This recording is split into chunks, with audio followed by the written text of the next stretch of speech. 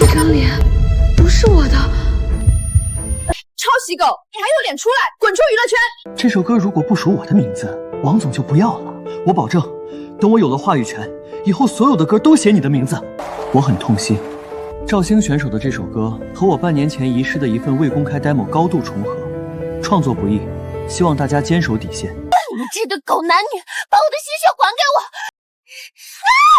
李婷瑶，如果有来生，我要你们血债血偿。既然这具身体的原主选择了放弃，那这重活一次的机会我就收下了。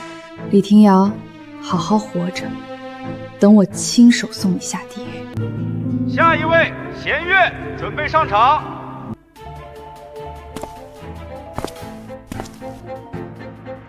地狱的狂欢开始了。有请选手弦乐带来他的原创曲目《坠》。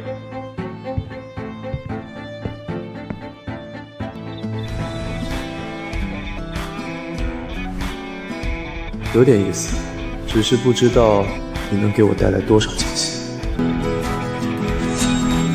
我看着你哭到失那握琴的姿势，那编曲的底层逻辑，可这嗓音和歌词里玉石俱灭的死气又截然不同。弦乐有点意思，唱的还不错，通过。你的作品里有一种毁灭性的美感。这首歌的编曲极其老练，完全不像新人的手笔，我很喜欢。天哪，大魔王居然直接说喜欢，他前2场可是骂哭了3个，这保洁什么来头？谢谢玉老师的认可，这只是一首序曲。既然您喜欢这种毁灭的声音，我会带着它一路唱下去，直到站上冠军的位置。恭喜弦乐选手凭借极具爆发力的舞台获得导师全票通过，成功晋级下一轮。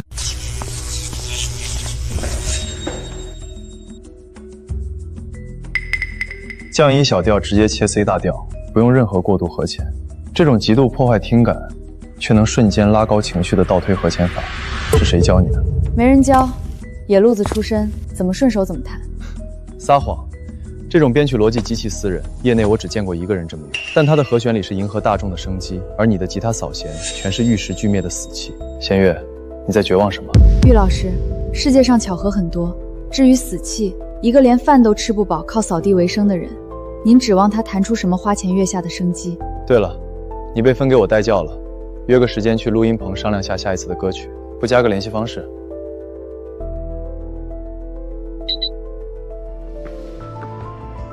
防备心还挺重，有意思。我倒要看看这葫芦里面卖的什么药。啊！这个夹指的动作，怎么和赵星一模一样？星，李老师好。不是他，对，赵星已经摔成肉泥了，我亲眼看到的。为什么这么熟悉？害怕了吗，李婷瑶？杀人犯看谁都像冤魂索命，别急，游戏刚刚开始。婷瑶，看什么呢？王总在里面等半天了，这可是你新专辑的大金主。没什么，最近通宵排练，有点累，认错人了。我们走。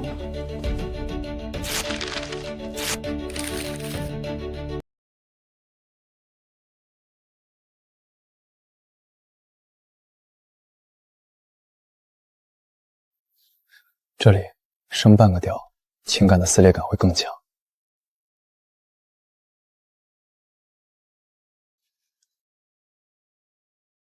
谢谢玉老师，升半度确实在技巧上更完美，但我不想改。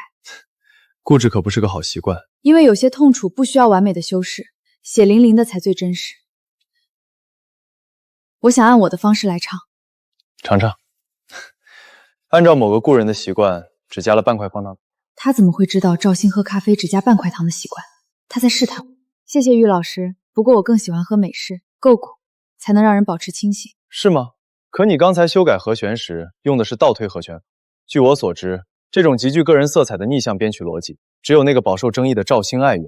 弦乐，你到底是谁？玉老师既然是顶级制作人，不会连英雄所见略同这个词都没听过吧？好一个英雄所见略同！明天就是合作赛的抽签了，弦乐，如果你真的是那个英雄，我希望你能让我看到，你不仅能弹出死气，还能亲手把那些虚伪的人送进地狱。玉峰，你算是一把锋利的刀，既然你主动递出刀柄，那我就握紧了，用你这把刀把李廷耀的伪装一层层割下来。本期合作赛，我们将采用极其刺激的盲抽赛制，选手负责词曲全包，而演唱将由选手与导师合作。这不仅考验选手的创作，更考验你们对导师嗓音的把控。只要别抽到弦月那个神经病就行。每次对上他那双眼睛，都像看到赵星那个贱人。现在，请目前排名第1的选手弦月按下大屏幕的停止键。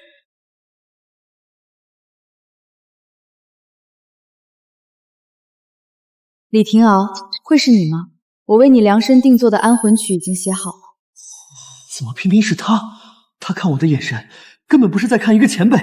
不行，我绝对不能在一个新人面前露怯。李前辈，久仰大名，接下来的合作请多关照。当然，弦月选手实力很强，我很期待你的作品，希望我们能碰撞出不一样的火花。一定会的。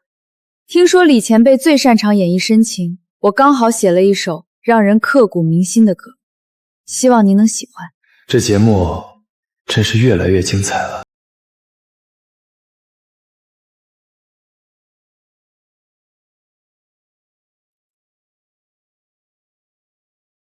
这段旋律是当年我和赵星挤在地下室出租屋，他熬夜哼出来的未公开废稿。除了我们俩，这世上绝不可能有第3个人知道。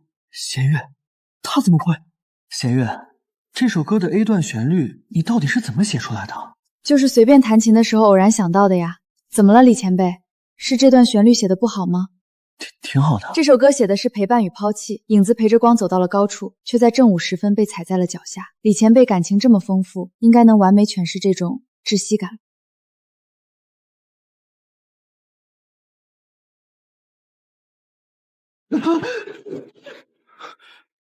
李老师，怎么了？我去趟洗手间。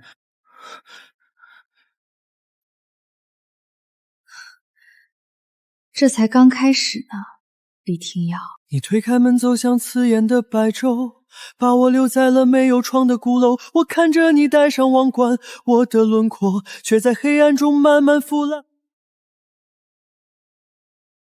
这段旋律配上这种坠落感极强的歌词，每一个字都像在重演赵星的死亡。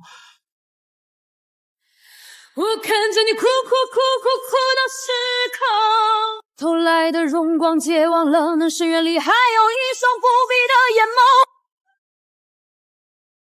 太感人了，把破碎感演绎的淋漓尽致，请于峰老师点评。弦月选手的曲风让我想起了某个已故的朋友，但这首歌最妙的是，它伪装成了一首情歌。廷瑶，你今天唱的非常有破碎感，连声音都在发抖。这首歌是不是也让你想起了某个故人？那首曲子的 A 段，你到底是从哪里听来的？那根本没有发表过。你到底是谁派来的？你到底是谁派来的？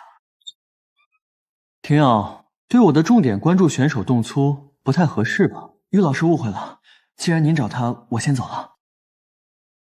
能把当红顶流逼得在后台失去理智，弦月，你这把火烧得比我想象的还要猛。对付做贼心虚的人，不需要猛火，一点火星就足够让他自己把理智烧成灰烬。那个弦月绝对有问题，他在台上看我的眼神很不对劲。管他是谁，不过是个蝼蚁，我伸伸手就能把他捏死。明晚就是节目组安排的头舞晚宴，我就让他见识见识什么是真正的名利场。对，让他消失就好了。弦月小姐，这是个王总特意为您点的香槟。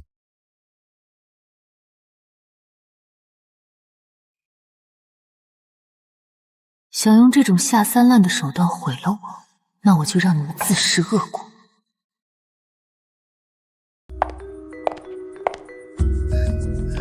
弦月小姐终于肯上来喝一杯了。王总，这杯香杯敬你。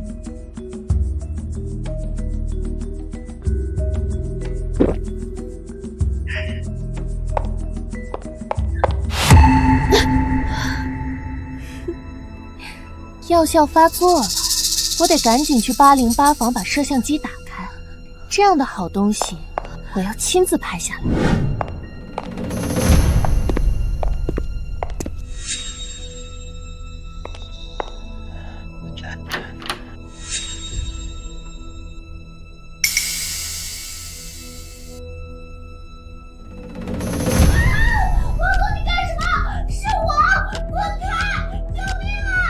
好好享受你亲手搭建的陷阱吧，朱韵。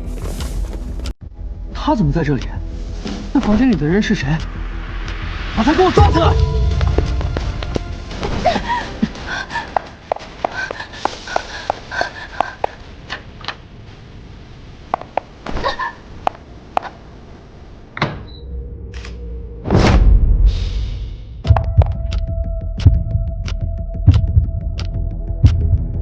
宋，李哥说了，那个女的跑不远。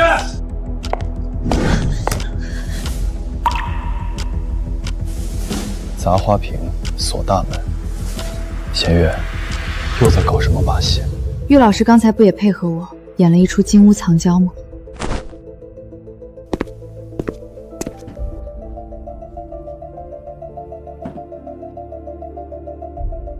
过来，处理伤口。你干的？以牙还牙而已，他是自找的。李哥，大猛料！我拍到那个保洁女选手跟玉峰拉扯进同一个房间了。好一个清高的大魔王玉峰，我让你清高不起来！立刻买通所有营销号，把这张照片剁出去！哟，这不是我们的人气王吗？昨晚在玉老师房间里一定交流音乐到很晚吧？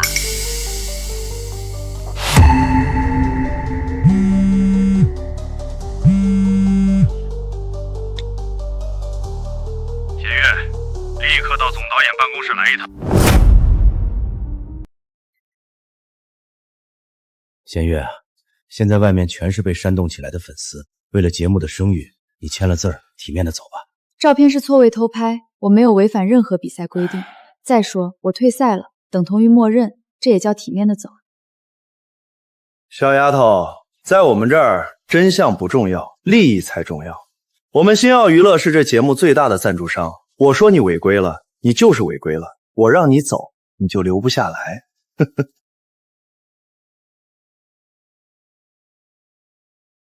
什么时候我御风带的选手轮得到你来逼着退赛了？御风，你别给脸不要脸！董事会已经决定，如果你不发声明甩锅给这个女人，星耀将撤掉你所有的宣发资源，冻结你的新传。星耀这几年在节目里塞皇族、搞内定，搞得乌烟瘴气，我已经忍你们很久了，刚好借今天这个机会清理门户。玉峰，你什么意思？从现在起，我辞去评委一职，弦月将作为我个人独立厂牌的专属艺人参加提供赛。你要为了一个女人和整个娱乐圈作对吗？如果他拿不到总冠军，我御风名下所有的音乐版权、个人厂牌全部无偿转让给平台。但在决赛前，谁敢动他一下，局子进定。拿你全部的身家做赌注，玉峰，你疯了！娱乐公司烂透了，我需要一把最锋利的刀把它割开。弦月，证明给我看，我没选错刀。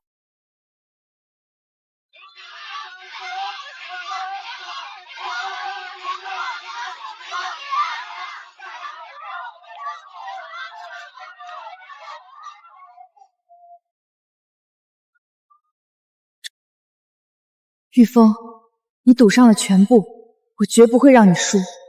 我们互为刀刃。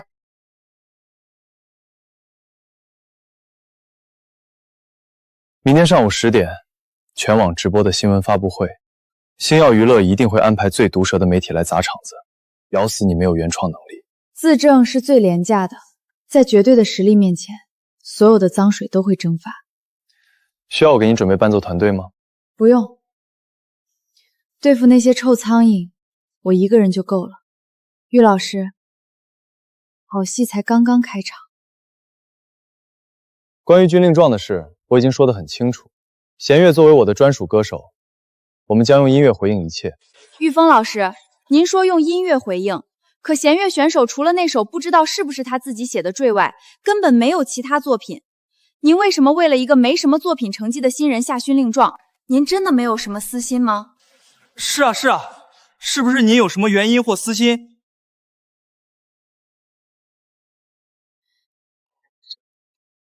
我始终认为，在这个圈子，实力才是唯一的通行证。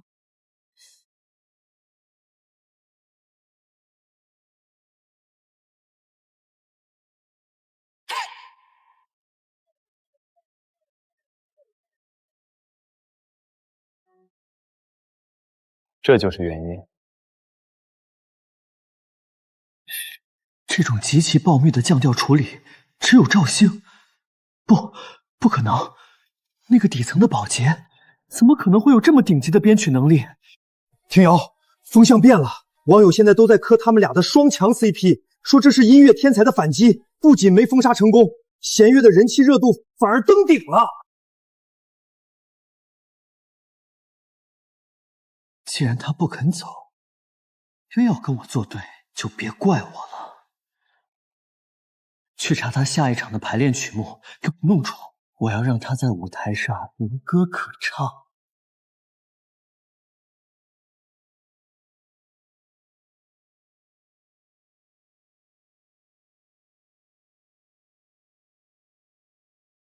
这么快就沉不住气了，李庭瑶，前世你偷走了我的命，这一次我要让你亲自把断头台的绳索套在自己的脖子上。动作真快，估计连改都没改就直接拿去注册版权了。因为他根本听不懂这首歌底层的逻辑。你在这个音轨的次声波频度里，到底藏了什么防伪水印？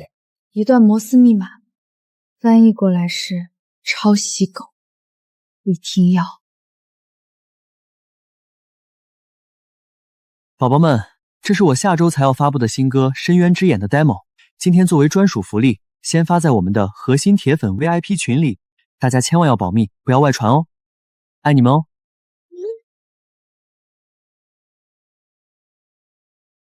群里那些粉头最听话，这首神作的首发时间我已经牢牢定死在3天前了。节目组传来消息，弦乐今晚申报的曲目就是这首。今晚我要在几千万观众面前，让他享受完最高声量后，再让我的粉丝亲手把他锤死。接下来有请目前人气断层第一的弦乐选手，他今晚带来的竞演曲目是原创首发《深渊之眼》。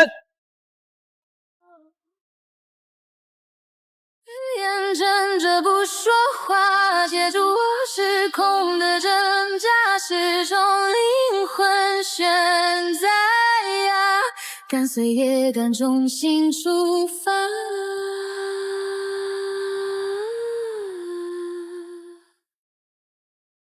神作，绝对的神作！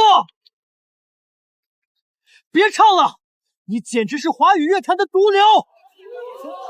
这首《深渊之眼》是我早就完成的原创编曲，弦乐，你竟敢窃取我的未公开作品，堂而皇之的拿到舞台上享受欢呼！鱼儿咬钩了。李老师，您这指控非常严重，请问您有证据吗？当然，3天前我就将这首歌的出版 demo 发在了我的核心粉丝群里，作为内部福利，群里的上千名老粉都可以作证。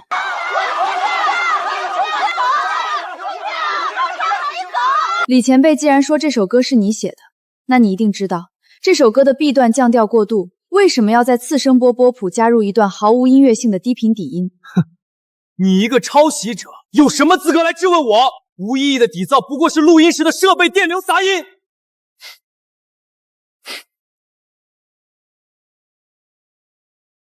设备杂音？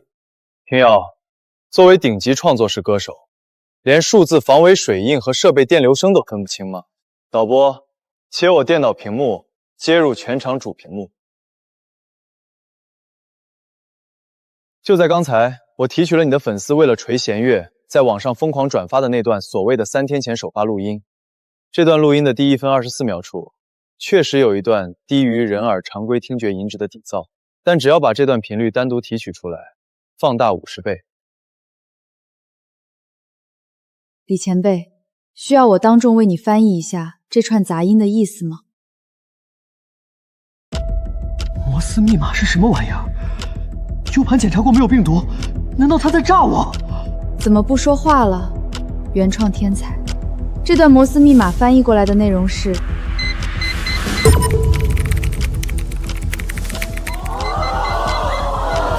污蔑，这是纯粹的陷害！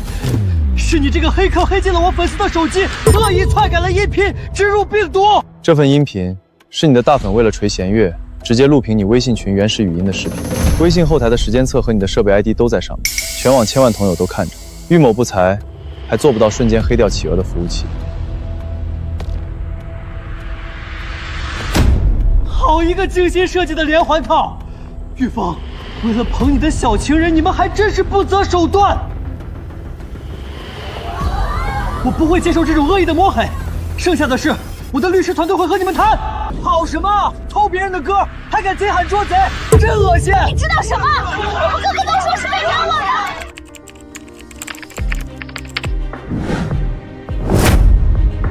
饭桶，花了几千万立的原创天才人设，居然被一段破密码给扒了底裤！王总，热搜李廷瑶抄袭狗已经霸榜，3个顶级代言刚刚发了单方面解约函，公司的股票已经在快速下跌了。他嘴硬没承认，就还能办？马上切断节目的网络回放信号，发声明说是玉峰工作室恶意篡改音频，给我砸钱买流，10分钟内热搜拉下，清除这件事的负面词调。玉老师，直播刚结束，网络回放信号就被平台强行掐断了，所有的录屏链接都在被限流锁死。这就是资本的手段，就算在几千万人面前被按在地上摩擦，只要他抵死不认，资本就能强行把黑的洗成白的。星耀娱乐的声明发出来了，全盘否认，反咬我们一口。仅凭一段密码，确实不足以在法律上定他的罪。所以，这只是你剥夺他天才光环的第一步，对吗？打蛇打7寸，他的路人盘已经崩了。星耀为了挽救股票和代言，一定会强推他上总决赛的舞台来自证清白。我要在总决赛之夜，用他绝对无法抵赖的物理铁证，把他彻底钉死在耻辱柱上。那么，准备好迎接星耀娱乐的疯狂反击了吗，我的搭档？热搜已经压下去了，水军正在全网散布是玉峰恶意打压你的通稿，但是你的路人盘和商业价值正在疯狂流失。王总，只要我不承认，他们就没有实质证据。网友不是傻子，总决赛我会给你加个舞台，你必须带着那首新歌《破茧》给我站上台，把天才的人设给我抢回来，否则星耀将彻底放弃你。对，破茧那是绝对的神作，只要那首歌发出来，所有的质疑都会闭嘴。玉总，星耀娱乐动用了行业封杀令，伴奏团队集体毁约，连灯光和舞美都拒绝配合弦乐的演出，他们要让弦乐在舞台上裸奔。垄断行业资源，王总是不是忘了？我玉峰在这个圈子混了10年，靠的不是脾气好。通知法务部启动我们上个月暗中入股的天际传媒的资源，把天际传媒最顶级的伴奏团队给我弄过来。是，玉总。星耀利用特权加了李廷瑶的新歌首秀舞台，而你刚好排在他的正后方。他们想用破茧的神级编排，在对比中彻底碾死玉老师，如果我的手里有赵星留下来的带着绝对物理防伪标记的原始纸质手稿呢？你怎么会有赵星的原始手稿？你果然跟他有关系。是的，我的确认识他，我们是网友也是知己。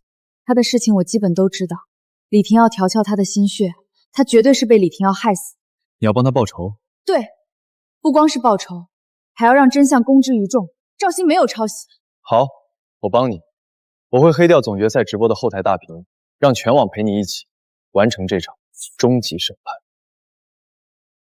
既然在歌上压不住他，那就从名声上毁了他。查了这丫头的底细，果然是个满身烂泥的贱人。这女的以前在底层当保洁，因为长得漂亮没少被骚扰，而且我们查到她父母前段时间车祸死了，只剩下一个植物人弟弟在医院，每天靠高昂的医药费吊命。去会所陪酒，还带着个拖油瓶，把这些照片拿去威胁他，让他立刻退赛，否则我就让全网看看这位天才小女的真面目。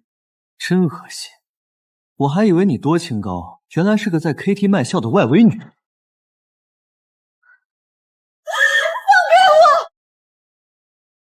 这个都给你弟吃，你吃什么？长这么张狐狸精的脸有什么用？还不如去办个大款，好给你弟买房。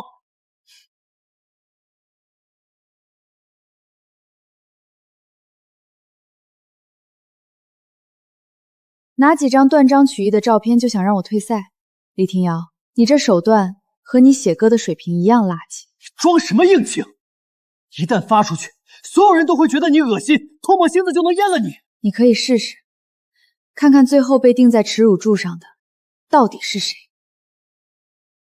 发，立刻让营销号把这些照片全网发布，我要让他明天一早变成全网唾骂的过街老鼠。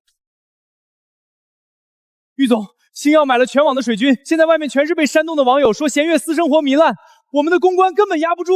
原主生前被霸凌逼上绝路，死后还要被资本挖出伤疤来造黄谣。对不起，这份耻辱我一定会帮你还回去。李婷瑶，这笔账我给你记下。网上的事儿到底是怎么回事？那些照片是不是星耀捏造的？如果是，我现在就动用所有底牌帮你反攻，把热搜全部撤下来。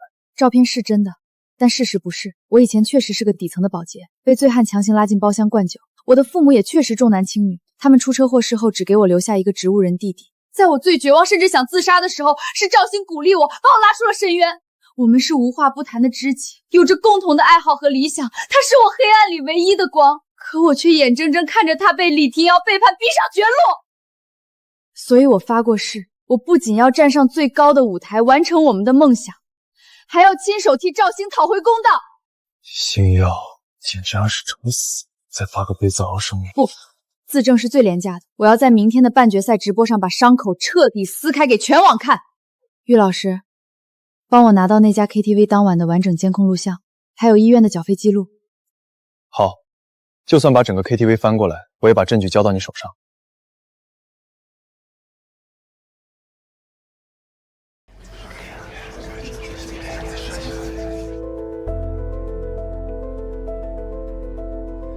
弦月选手，面对网上最近关于你不太好的言论，你有什么想辩解的吗？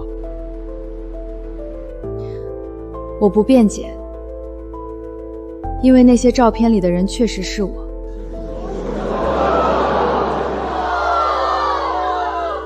既然承认了，弦月，这个舞台是神圣的，不适合你这种满身污点的人，请你立刻退赛。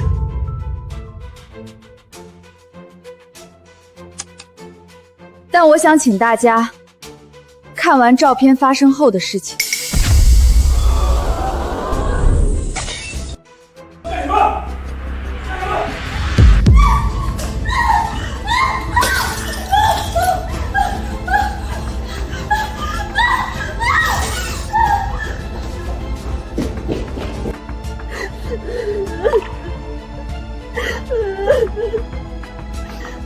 某些别有用心的人为了抹黑我，截取了最龌龊的几秒钟，但他们不敢放出来。一个底层的保洁女孩，为了保护自己不被欺辱，是怎样用命去反抗的？李前辈，这就是你说的满身污点吗？这个世界把我逼进了泥沼，但我从没有放弃理想，从泥沼里爬了出来。你们还要因为我浑身是泥而嘲笑我脏？就算照片是误会，那你父母出车祸双亡，你把植物人弟弟扔在医院不管不顾，自己跑来娱乐圈捞钱，这也是事实吧？你这种冷血的人根本不配当偶像。冷血？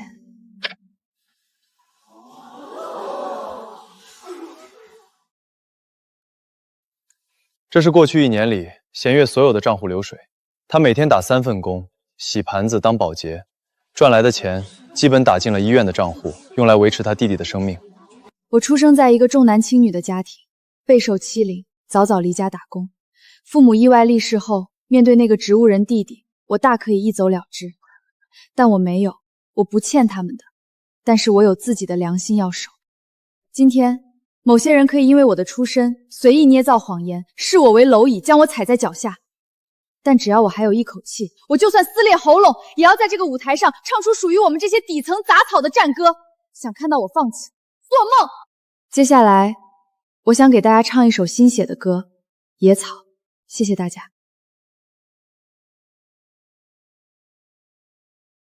灯光旋转，心跳加速，舞台之上我最醒目，甩掉所有束缚枷锁，这一刻我就是王者。我在血脉里燃烧，这节奏让世界都倾倒，甩动阵法，甩掉烦恼，每个细胞都在咆哮。这女人简直是个怪物。星耀的这把火不仅没烧死她，反而让她浴火重生了。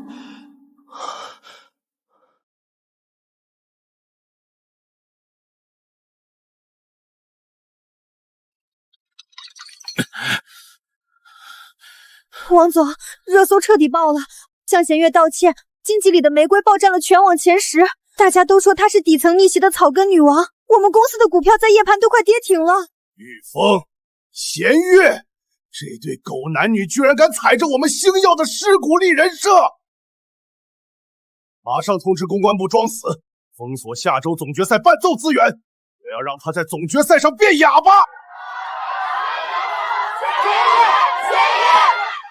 弦月，对不起，以前我误会过你，希望你能原谅。谢谢你让我们看到，女孩子就算在烂泥里，也能开出最美的花。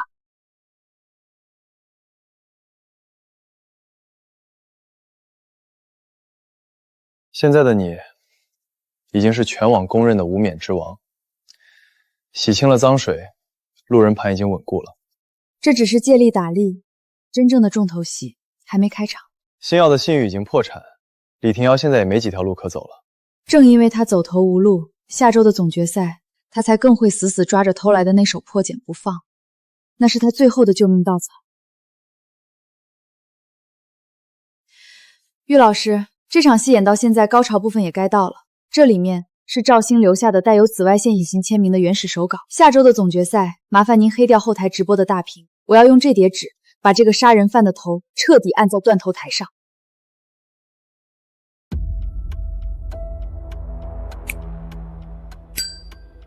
陆总，星耀娱乐封锁了总决赛所有的伴奏资源，我要借用天际旗下的爱乐交响乐团。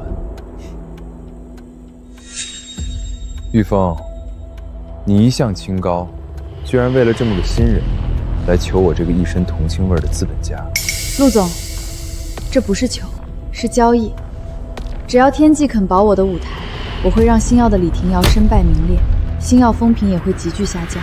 星耀的盘子以后就是天际的。不够，几百万乐团调度费，加上得罪星耀的风险，这点大饼忽悠不了我。签了这份协议，如果你赢了，我要你拿下冠军，还掀起正面舆论，给天际带来品牌价值。如果你输了，我要你签下天际20年权，免费给所有艺人腾代币，直到你烂在录音房里。弦月。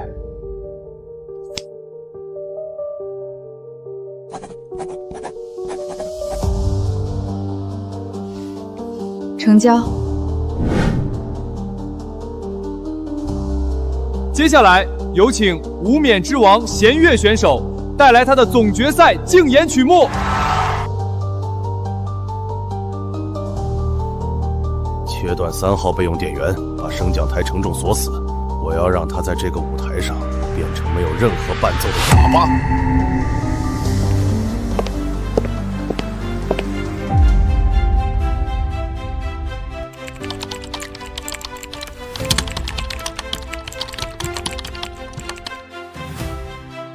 星耀果然动手了，让我看看你敢签20年卖身契的实力吧。星耀娱乐，你们以为拔了电线就能锁死我？天真。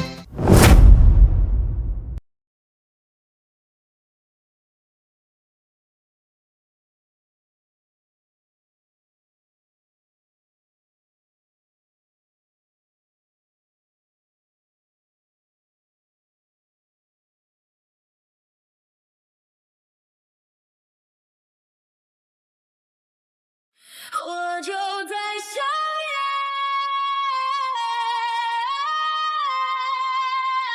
的你。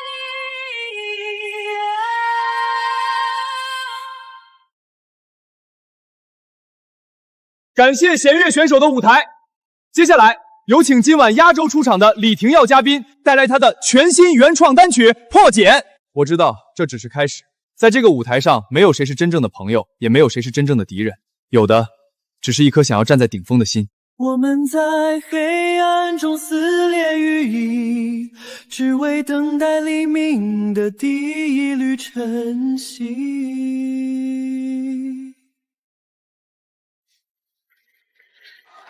这首歌，我想献给我生命中一位没有留下名字的缪斯，是他在我最艰难的时候给了我最纯粹的灵感。虽然他已经不在这个世界上了，但我会带着他的那一部分一直唱下去。踩着我的尸体，剽窃我的心血，还要吸干我最后一滴价值来立你的深情人设。李廷瑶，你真是恶心到了极点。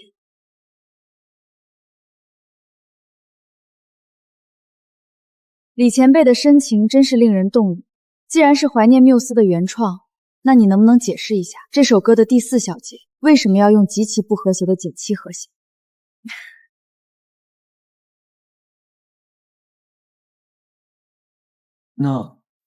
那是我为了表现破茧时的痛苦，特意设计的艺术冲突。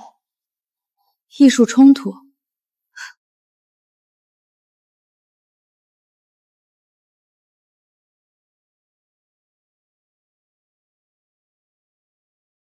减7和弦在这里根本不是为了冲突，而是因为这首歌的出版构思是一首摇滚重金属。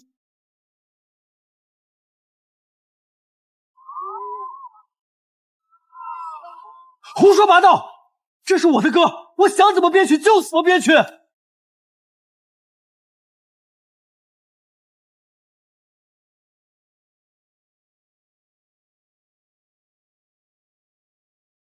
你的歌，李廷耀，你这首所谓的原创，底层的编曲逻辑，习惯性的3/4拍停长诗，全都是赵星的个人印记，你连他的习惯都偷得一字不落。作为制作人，我同意弦月的看法，这首歌的骨架和赵星出道后未完成的几首 demo 如出一辙。赵星，那个抄袭我作品的人，你们说我这歌像他，怎么不说是他刻意像我呢？再说，你们口口声声说我偷了别人的歌，证据在哪里？我可是有版权局的证书的。拿不出证据，等着收我的律师函吧。你要实质性的证据，好，我给你。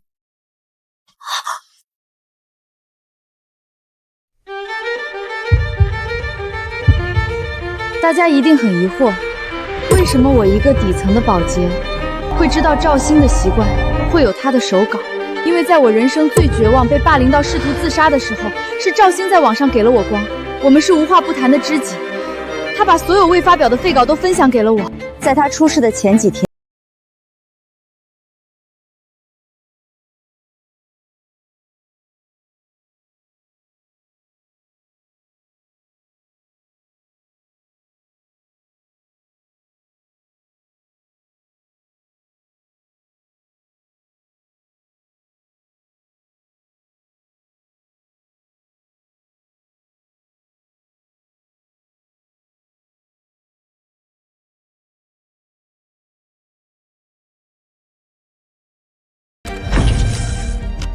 赵星生前有一个习惯，他所有的核心底稿都会用隐形荧光墨水在夹层画上一个五角星，并写下创作日期，所以这才是他真正的遗作。这份手稿有相关部门的鉴定，时间就在2年前左右。稍后我会把鉴定证明公开。弦月居然是背负着网友的遗愿来复仇的，燃爆了！李廷瑶不仅偷网友的歌，刚才还在假哭怀念，抄袭狗滚出娱乐圈！插广告，快！收到。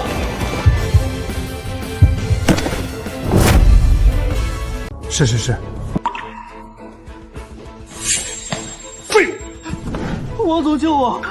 王总，救救我！救救我！我不能身败名裂呀！发布声明，就说那份手稿是赵星生前缺钱，自愿有偿转让给李廷耀的协议，只是由于私交没有公开。无论花多少钱，把抄袭的性质洗成民事合同纠纷，保住他免受刑事处罚。这个奖杯属于我，属于赵星，也属于每一个在黑暗中坚守底线、勇敢努力的女孩。即使身处泥沼，我们也要自强不息，向上攀爬。弦月，我爱你！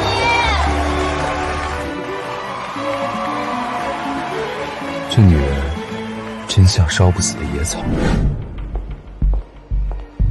对赌协议你赢了，明天早上8点来天际开会。你的商业价值刚刚开始，接下来你的通告会排满。天际不养闲人，我投在你身上的资源，你要10倍100倍赚回来。陆总放心。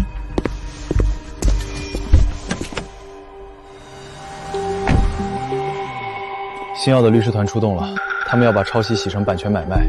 李廷瑶虽然事业尽毁，但倒不了，更不用坐牢。我知道，抄袭的罪名本来就太轻了。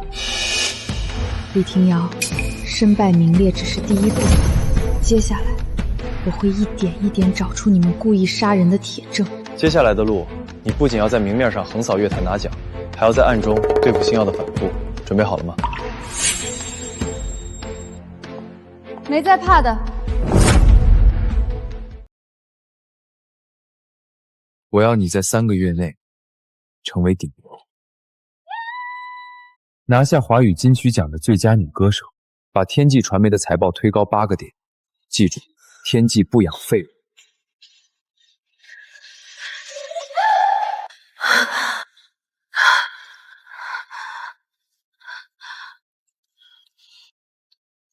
我花3个亿捧你，不是让你来摔跤的。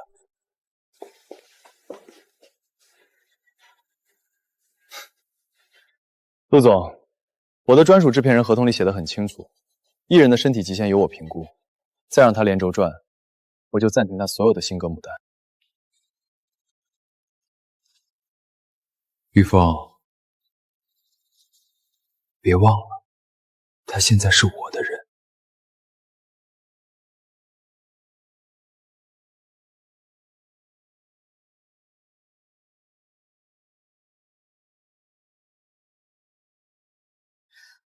李庭瑶，你疯了吗？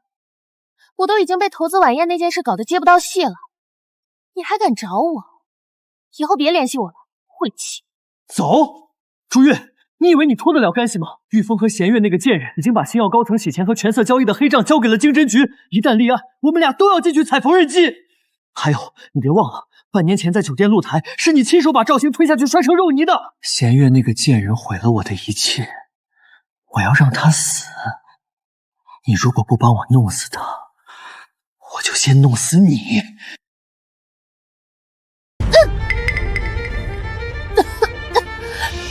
你是个疯子！当年要不是为了你，我怎么会失手推他？少在这里装深情。下个月就是弦月的首场巅峰演唱会，地点在露天体育场。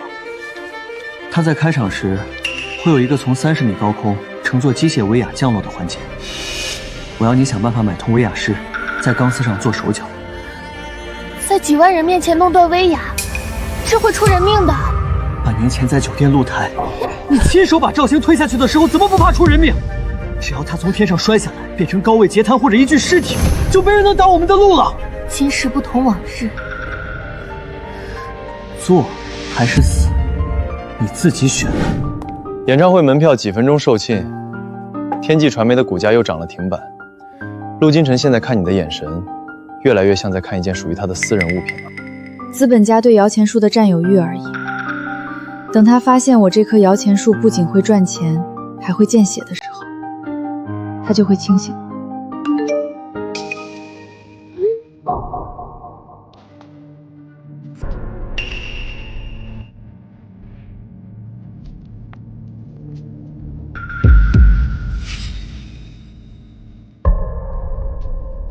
怎么了？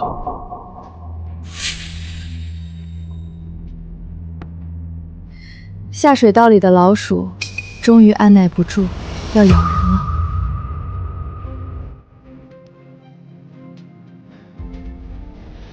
有人要动你的威亚，我马上让陆金晨换掉安保团队，封锁场馆抓人。不，别抓，现在顶多抓个破坏器材未遂的替死鬼，背后的人随时都能摘干净。如果我完好无损，他们怎么会露出真面目呢？玉老师，既然他们想让我意外坠落，那我们就将计就计，给他们演一出好戏。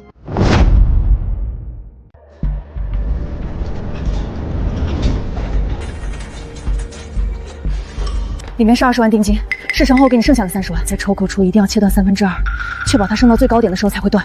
放心吧，包他帅的连亲妈都不认识。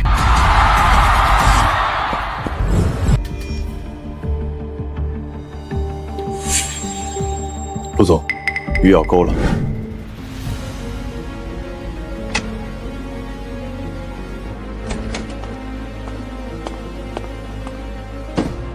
陆总，录音和录像都拍下来了，是朱月。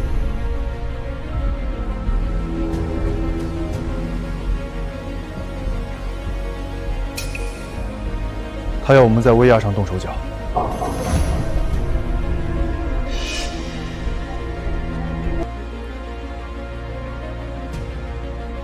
敢在天际传媒的盘上动手脚，找死！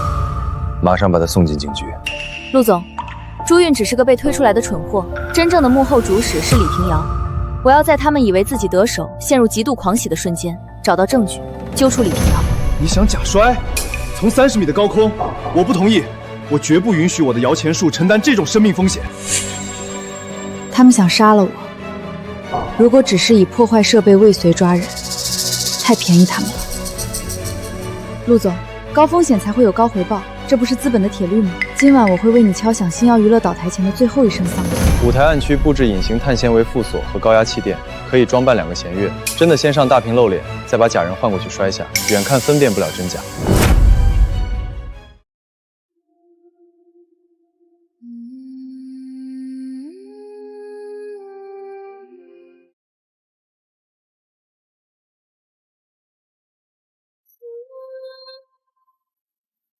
摔死他！摔死他！只要他死了，我就能翻身。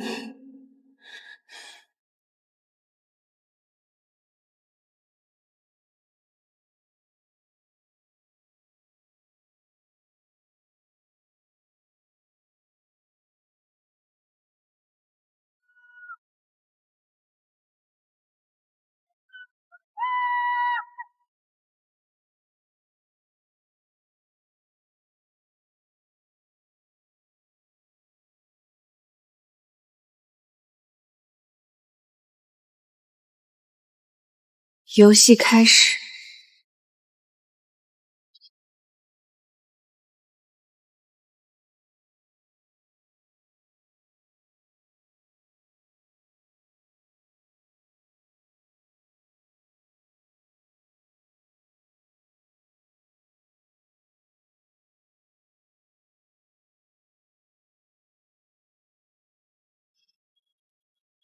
死了，他掉下来了。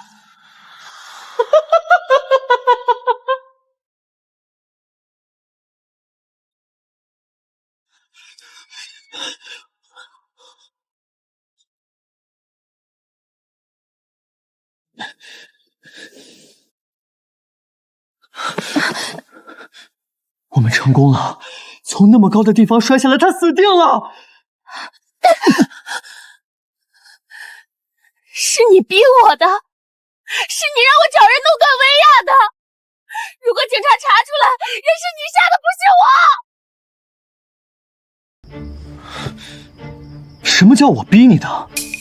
钱是你给的，人是你联系的，你以为警察会信你？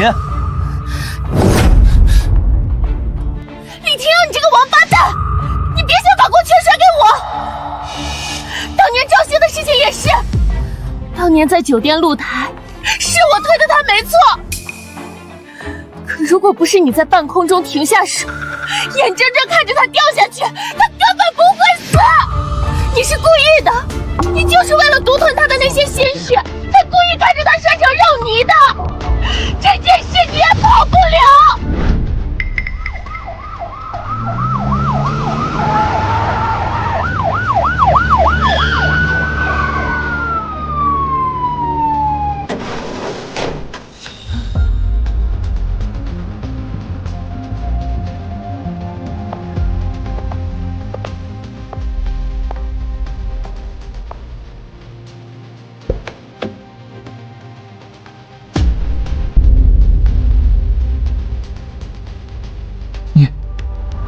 你没死啊？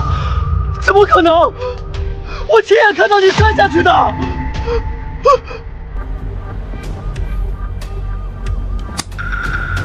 你是故意的，你就是为了独吞他的那些心血，才故意看着他摔成肉泥的。这件事你也跑不了。故意杀人、包庇罪，加上破坏演出设备，意图谋杀李廷瑶、朱韵，地狱的门今晚正式为你们敞开了。突发新闻，据本台刚刚收到的消息，我市著名企业家李廷瑶及其妻子朱韵因涉嫌故意杀人，于昨晚深夜被警方依法刑事起诉。这两个成事不足败事有余的蠢货，居然把杀人的事抖得一干二净，还被录了音。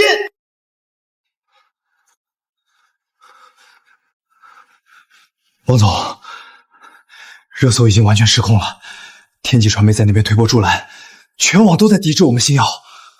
壮士断腕，立刻用公司官微发声明，就说李廷瑶和朱韵的行为纯属个人犯罪，星耀毫不知情，并宣布永久解除他们的合约，把所有的锅都甩给他们。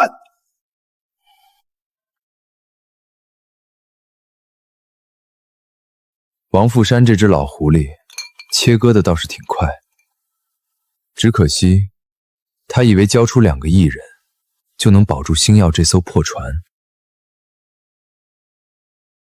弃兵保区，我们要的是全军覆没。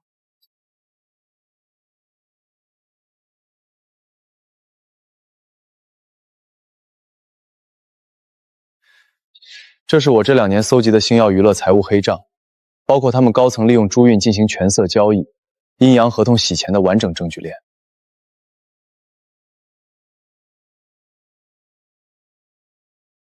玉大制作员为了博红颜一笑，连这种诈圈的核弹都能拿出来。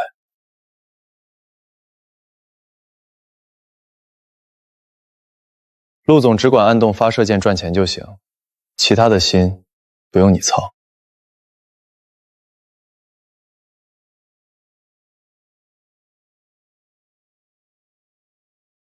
陆总，动用天际所有的媒体巨战，今夜让星耀娱乐彻底成为历史。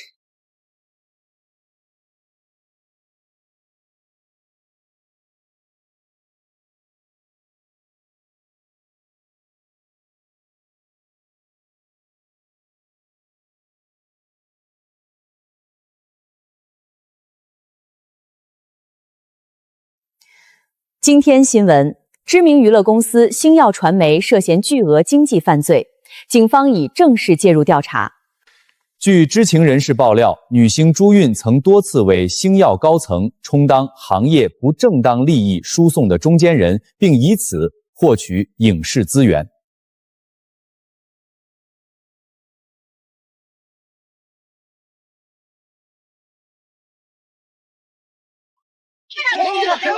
请大家保持安全距离，背后是海。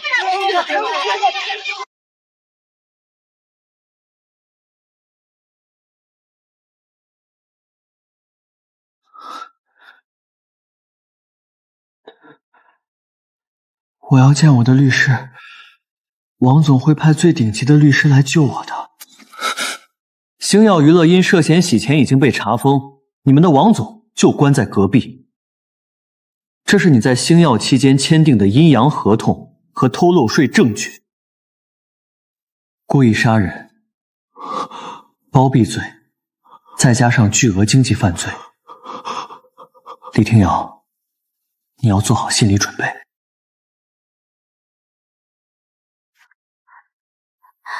朱韵，关于你2年前在酒店露台涉嫌故意导致赵星坠楼身亡一案，还有行业不正当利益流出的相关指控，你还有什么要交代的？我是被逼的，是李廷瑶，是他眼睁睁看着赵星掉下去不救的，交易也是王总逼我干的，只要你们给我减刑，我什么都找，我全都交代。我的粉丝呢？我的那些核心粉丝一定会联名帮我的，还有我的私人账户里还有几千万，你拿去运作，帮我买水军洗白。李先生，请你清醒一点。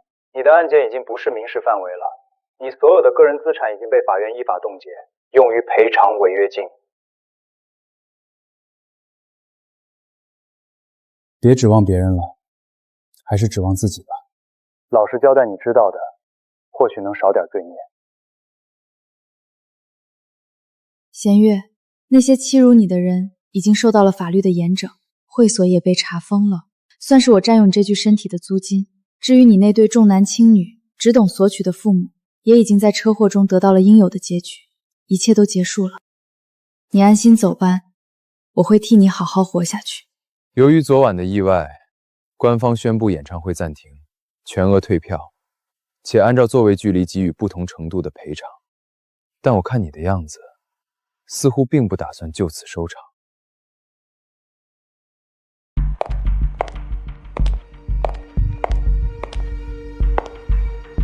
票不用退，在官方账号上发布公告，巅峰演唱会将在下个月重开，地址选在10万人体育场。10万人，你知不知道这需要多大的宣发成本？你现在虽然热度高，但刚经历过事故，观众的心里会有恐慌期。陆总怕亏钱。如果天际传媒承担不起这笔费用，我裕丰名下的独立厂牌全资入股，他的舞台我兜底。激将法，好，10万人的场子，天际给你搭。备受瞩目的朱韵、李廷瑶故意杀人及特大经济犯罪一案，今日结束了全部的庭审调查阶段。因犯罪事实清楚、证据确凿，社会影响极其恶劣，检方已建议判处无期徒刑。严惩李廷瑶，还赵迅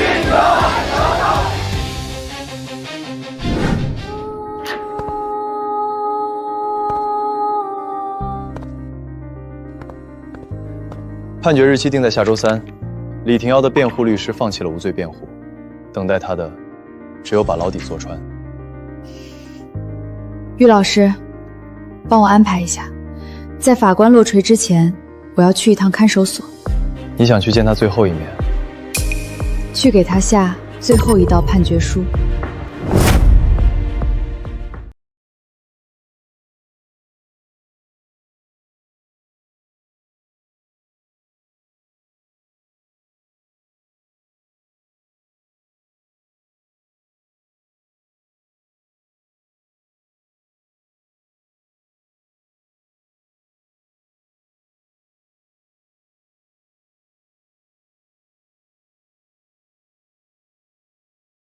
仙月，仙月，你来看我了！你救救我！我没想害死赵兴，真的没有，都是朱韵那个女人推的。我当时是想拉她的，我只是没拉住。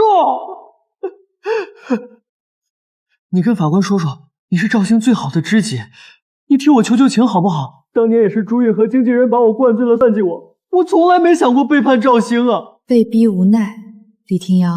你这副虚伪到骨子里的嘴脸，还真是到死都不会变。仙月，你跟法官求求情，你告诉他们我没想杀赵兴，赵兴也不是我杀的，我只是没拉住而已，我真的没有想杀他。廷瑶，你还记不记得我们在地下室写出破茧的那天晚上，停电了，我点了一根只剩一半的黄竹，你嫌吉他弦太硬，是我用磨破皮的手指替你搔完了最后一段副歌的减七和弦。你怎么会知道这些细节？不可能，那个地下室只有我和赵兴。2年前的酒店露台风很大，我掉下去的时候，你站在栏杆边，连一脚都没有碰我一下。我从地狱爬回来找你了。对，你是赵兴，你没死。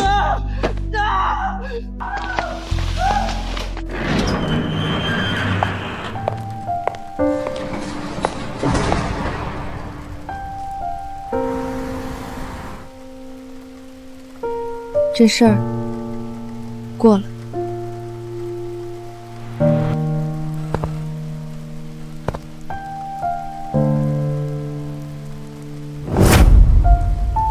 星耀明天就会进入破产清算，签了合约企划书，从今天起你是天际绝对的一姐，半年内3场全球巡演，3档 S 级综艺，你要为天际赚回100倍的利润。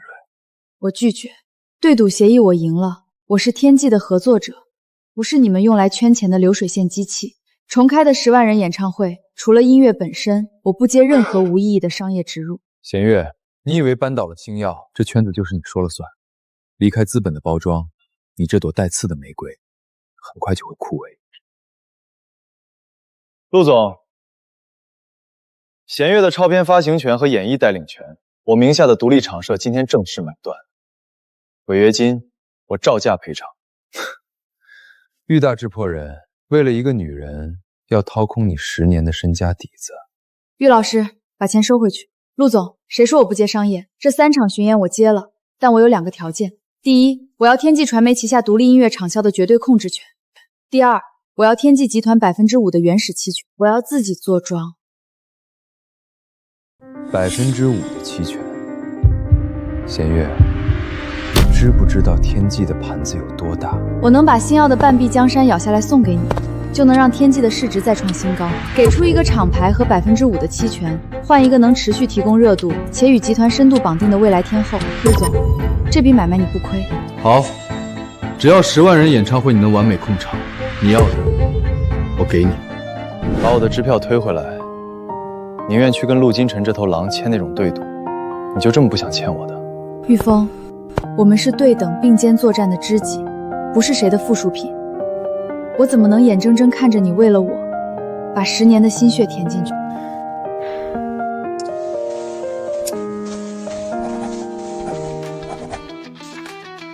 我的音乐灵魂永远只属于你的厂牌，但对付外面那些吃人的资本，我必须用资本的手段。弦月，别以为你现在火了就能拿捏我们。重开的10万人演唱会，线上独家直播权必须给我们瑞音，并且签5年的独家低价版权。不签，全网没有一家平台敢接你的直播。李总是不是老糊涂了？你真以为我现在还是那个任由你们拿捏的素人歌手吗？你别敬酒不吃吃罚酒，信不信我直接锁死你的线上售票渠道？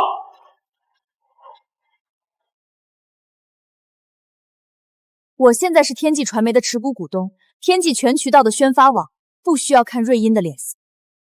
第二，这里面是瑞音平台过去3年暗箱操作音乐榜单，截留底层音乐人版权费的完整数字。我从底层爬上来，最清楚你们这些吸血鬼的套路。12点前，我要看到最高规格的平权直播合约，否则明天一早，这份数据就会躺在反垄断调查局的办公台上。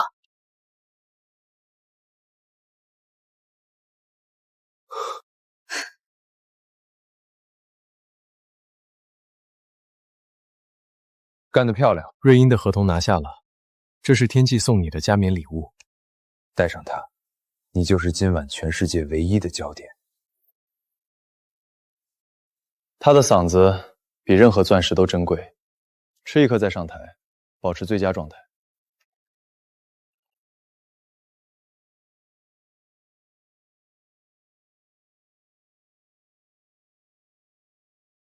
钻石太重，会压垮唱歌的底气。而我只需要我的声音。2位老板，去 VIP 席看我如何统治这个舞台吧。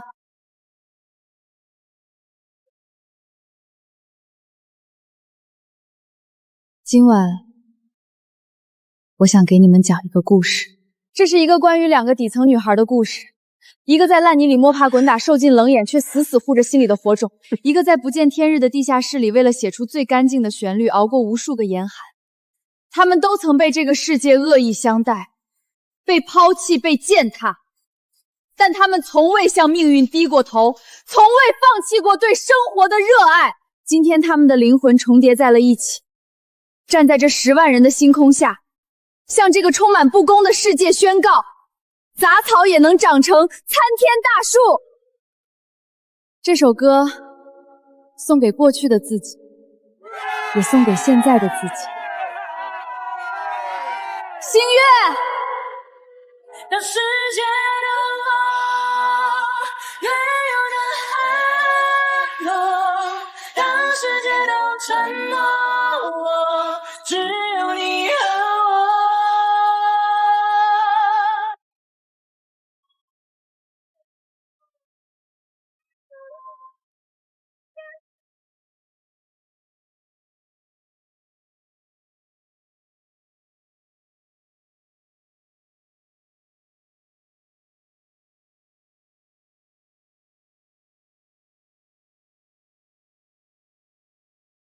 演唱会流水破了3个亿，弦月，你现在是天际真正的摇钱树了。我的办公室随时欢迎大股东来查账。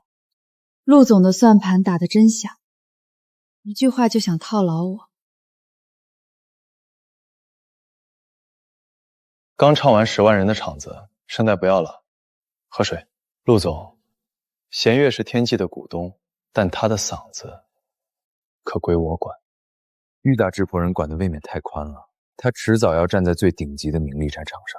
你那杯温水进不了外面的资本，资本买不到纯粹的灵魂。两位老板争够了吗？资本的酒我要喝，音乐的王冠我也要戴，小孩才做选择，我全都要。什么？我弟弟他醒了？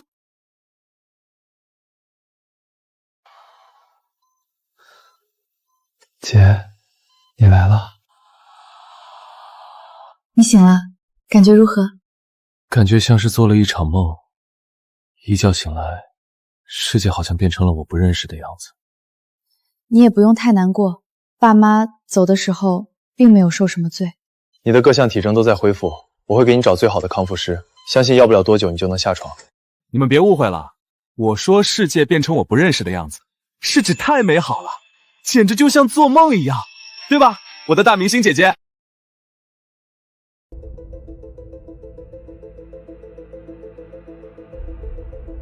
你弟弟的状态不太对。恰恰相反，根据我对他的了解，这恰恰就是他最正常的反应。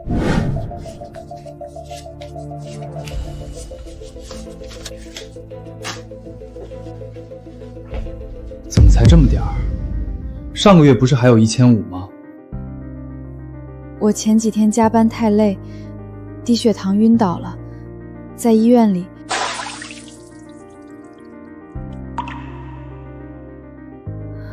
爸妈不给你饭吃吗？你在我这里装什么可怜？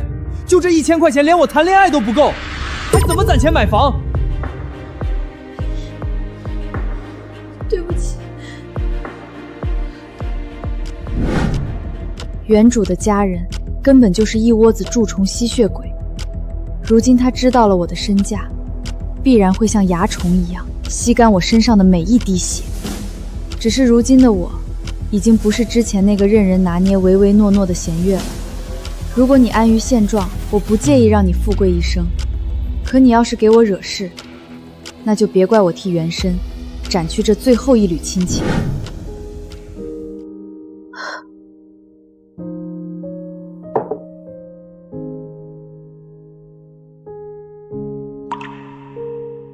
怎么了？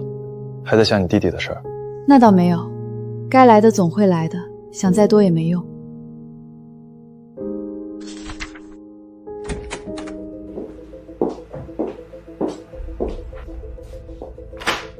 华音金曲奖很快就要开始评选了，我听说了你弟弟苏醒的事情，在这种紧要关头，我不希望听到任何关于你的负面新闻。放心吧，我说过，不会有任何人阻拦我的事业，包括贤臣。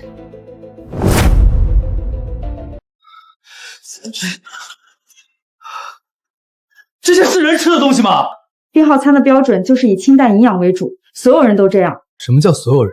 他们能跟我比吗？我姐可是大明星弦月，把你们的护士长还有做1号餐的厨师给我叫过来。真不好意思，给你添麻烦了，这里交给我就行了，你先忙你的事情吧。你姐是大明星，又不是你，装什么啊？他什么态度啊？行了，她只是一个护士，你有什么要求跟我说就是了，难为人家干什么？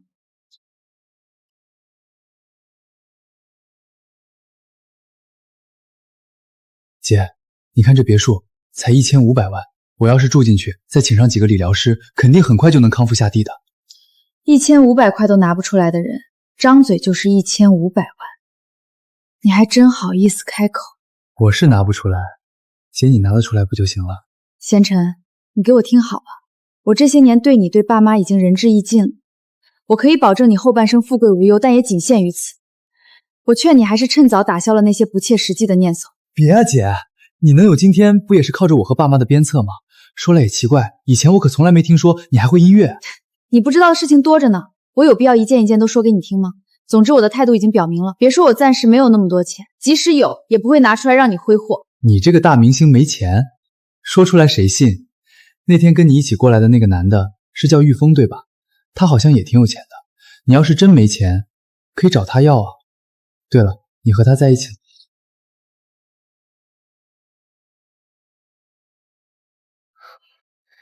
你们刚才聊什么呢？姐夫。哎呦，杰夫，清洁皮肤。贤臣他不是躺了很久吗？他想找个机会洗洗澡。你要是敢乱说话，我保证你这辈子都要躺在这间病房里。是啊，这么久没有好好洗洗澡了，身上都快臭了。你昏迷了这么久，需要时间调理，洗澡的事情还是再忍忍吧。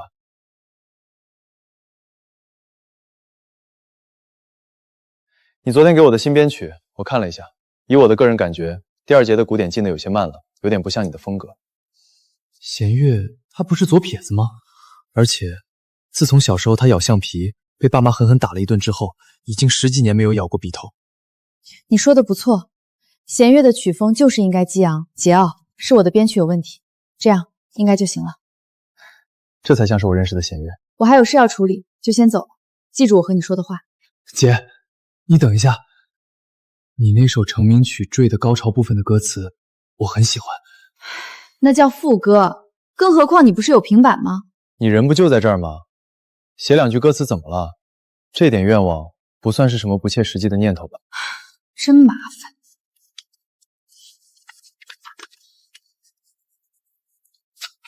我们走吧。这绝不是弦月的笔记。右撇子，歌坛新星，性格大变，你绝对不是我知道的那个弦月。不过无论你是谁，我贤臣吃定你了。这是全城私密性康复条件最好的疗养院，也是我能为你安排的最好条件。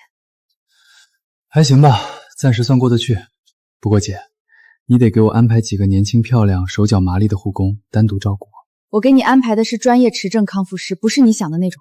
专业的我知道，但生活上总得有顺眼的伺候吧。我拒绝。我说过，我可以保你安稳无忧，但不会让你拿着我的资源肆意挥霍、为所欲为。姐，我听说华音金曲奖马上就要开始评选了。你想说什么？你现在正是关键时期，万众瞩目，应该不想到什么乱七八糟影响你名声的新闻突然冒出来吧？你在威胁我？我可没威胁你，我只是提醒你，一家人和和气气的多好。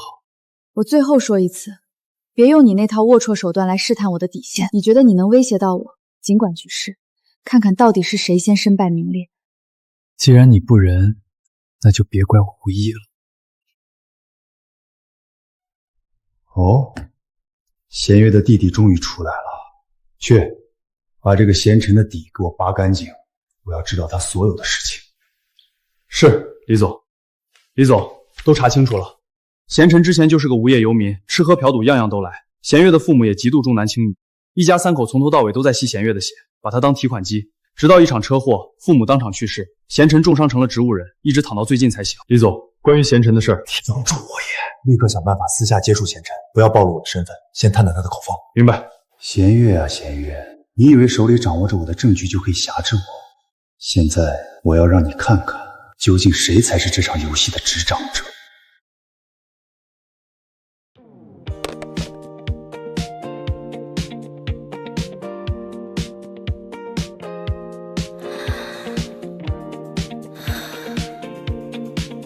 情绪很准，这一条可以过。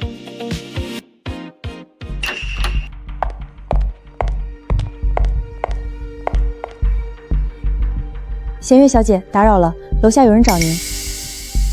谁？是瑞音平台的李总，他点名要见您。瑞音，我们和他们的独家合作早就谈崩了，这个时候找上门来做什么？具体来意我不清楚。他直接去了陆总办公室，陆总让我请您和弦月小姐过去一趟。兵来将挡，水来土掩，我倒要看看他又想耍什么花样。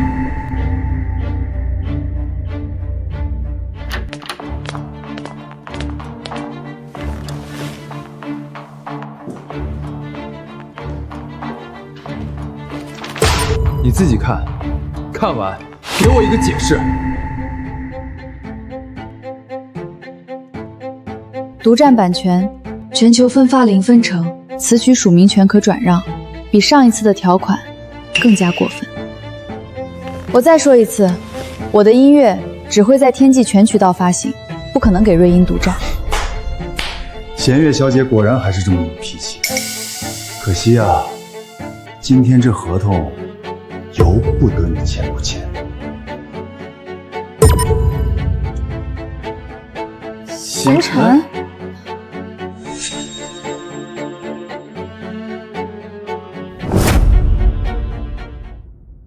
我知道我姐现在是大明星，很忙很累，可我是她亲弟弟啊！我刚从鬼门关爬回来，她现在有名了有钱了，就嫌我累赘，嫌我麻烦，想甩掉我这个穷亲戚。我只想让她多看我一眼，我有错吗？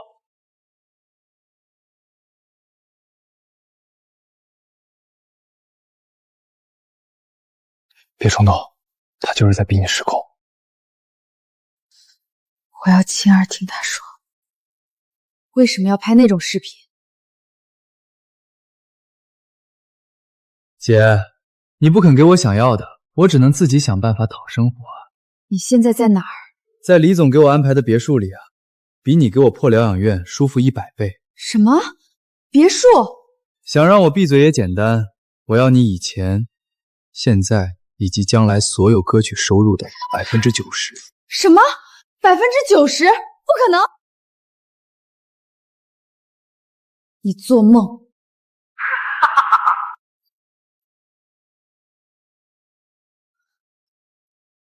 他既然不要领，我也不必留情。大不了我手里还有瑞英霸王合同，咱们玉石俱焚。玉石俱焚？弦月，你别搞笑了，这种结果你问问陆总，他比谁都清楚。瑞英的法人根本不是他，只是个傀儡。真闹大，李总顶多连带责任。换个皮包公司，照样卷土重来。可你不一样，娱乐行业人品一崩，全往黑潮一倒，就算你音乐再强，也挡不住黑粉踩你到底，你会直接一蹶不振，彻底翻不了身。用亲人威胁艺人，瑞欣也就这点能耐。商场如战场，为了赢，什么不能用？你尽管放心，我就算答应贤臣，瑞英也一样什么都拿不到。我本来就没打算一定要拿到你的版权，只要能亲眼看到你这样的天才塌房，我就安心了。戏看完了，可以走了。天际与瑞音终止一切合作，永久。好，我等着看你们把他捧上天堂，再摔进地狱。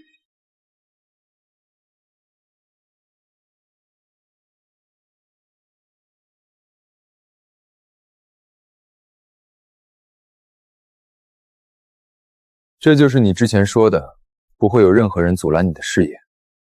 陆金晨，现在不是说这种话的时候，你别火上浇油。我是天际的老板，我要为公司股东、为所有员工负责。他一旦塌房，整个天际的股价、资源、项目全部都会受牵连。够了！这件事我会想办法处理干净，不会影响天际，更不会耽误华音金曲奖。不自量力，对方手里有你弟弟这张牌，想怎么抹黑就怎么抹黑。眼下最稳妥的办法是动用一些见不得光的手段。如果你需要，我可以安排。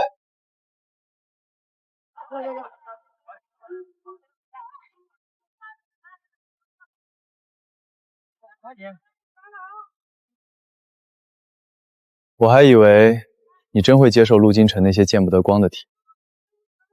我做事不择手段，但有底线。我要的是赢，不是把自己变成和他们一样肮脏的。那你打算怎么做？贤臣和李总已经绑在一起，步步紧逼。两位的串儿齐了。以前我每次思路断了、情绪崩了的时候，都会来这儿，就坐这个位置，吃一顿热乎烧烤，才算真的活过来。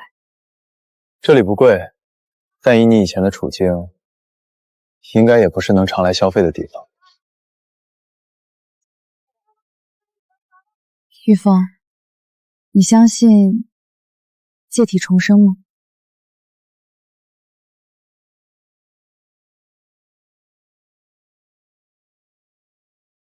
那都是网络小说里的情节，现实里怎么可能？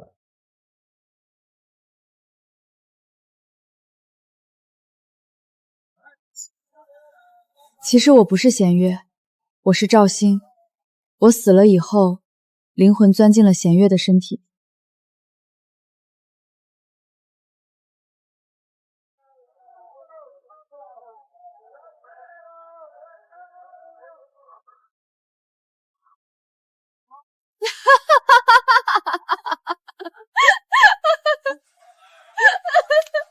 瞧你吓的，这你也信？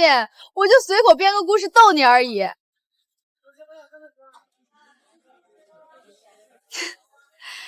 连你都能当真，那有些人就更会信以为真，尤其是他认为自己足够了解弦月的时候。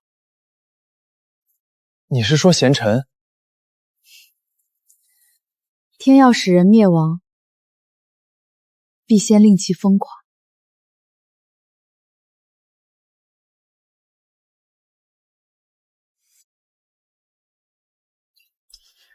只靠一个卖惨视频还不足以彻底扳倒弦月，你手里应该还有更劲爆的猛料吧？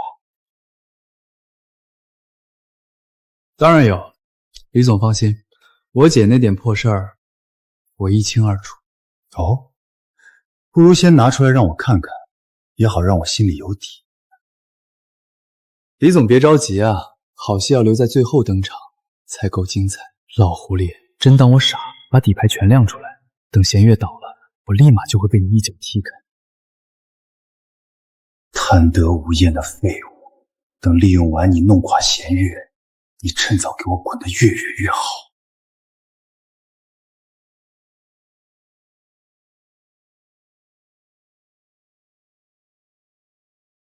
哟，大忙人怎么有空给我打电话？今晚7点，博悦西餐厅，我跟你谈条件。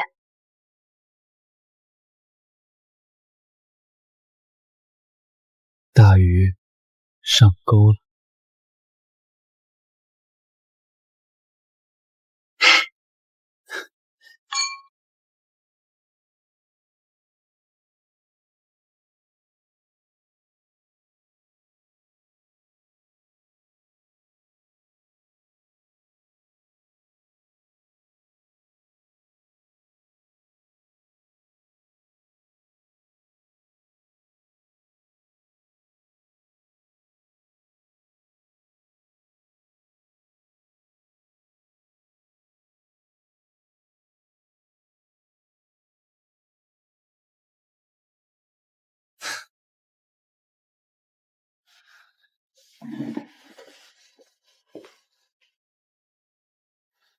给我来一份最贵的战斧牛排。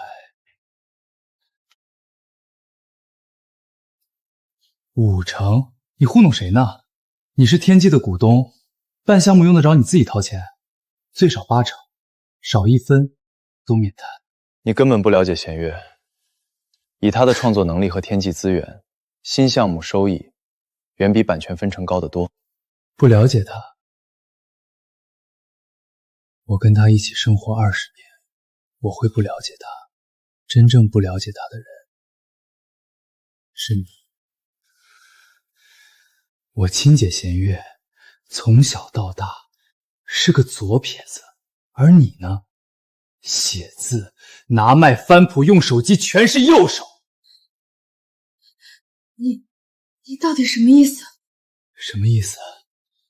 我是说，你根本不是我姐。还有习惯，弦月小时候咬铅笔头上的橡皮，被爸妈打得下不来床。从那以后，她这辈子再也不敢咬笔头。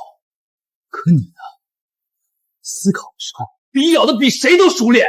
还有写字，弦月写捺这个笔画一定会拖得很长，那是她从小改不掉的毛病。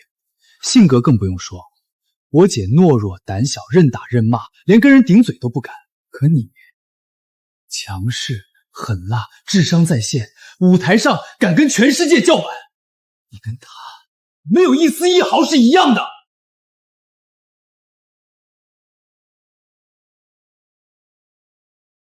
我不管你是谁，是借尸还魂，是被人顶替，是失忆，还是别的什么离谱东西，你都绝不可能是弦月。这个新闻一旦爆出去，顶流天后竟是假冒身份，弦月真实身份成谜，乐坛神话一夜崩塌，足以把你从神坛直接踩进地狱。你疯了，贤琛，你真的疯了！我疯不疯不重要，你承不承认也不重要。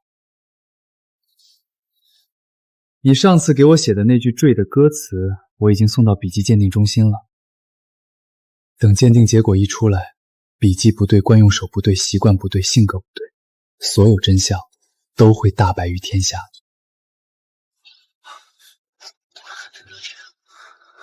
贤琛，你这个畜生，你到底有没有把亲情，把你姐放在眼里过？亲情？我眼里从来就没有什么亲情，亲情算个屁，能吃吗？啊，能换钱吗？拿到手里的钱，握在手里的好处才是真东西。别动手！还是我姐懂事，那我等着你的回复。记住，笔记鉴定中心可不会。哼。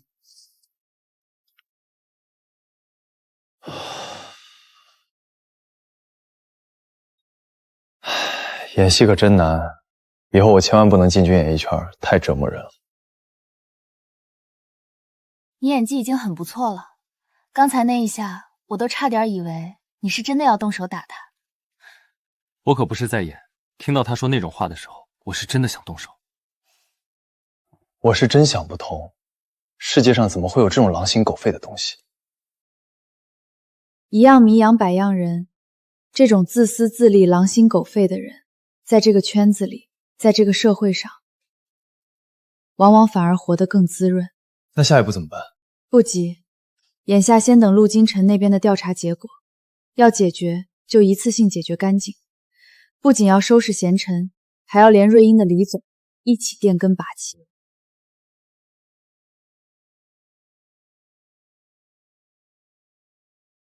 他是我见过最有天赋也最刻苦的人。这话可不像是从陆总这种冷血资本家嘴里说出来的夸赞。我不是夸他，我只是不想看到天际好不容易养出的一棵摇钱树被一群上不了台面的小人连根拔起。这一战不仅仅是弦月和瑞英的战斗，更是已经站在山巅之人给还在爬山的人点亮引路之火的战斗。所以天际不会出面，最好连你也不要插手。就算不出面参战，我也要做他身后最稳最强的后盾。自己打开头条看。我弟弟他苏醒了，这对我来说本来是一件很值得开心的事儿，哪怕他之前对我，可亲人就是亲人，我从来没怪过他。但是他怎么又疯了？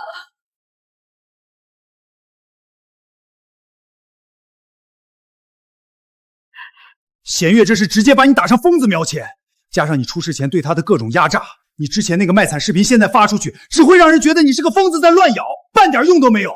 你到底有没有后手？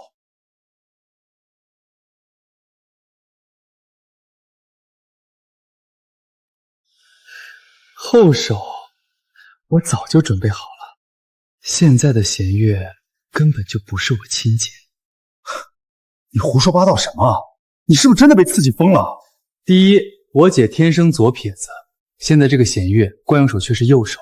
第二，我姐小时候咬橡皮被打，这辈子不敢咬笔头，她呢，思考就咬笔。第三，笔记完全对不上，我姐写拿拖得很长，她的字锋利干脆。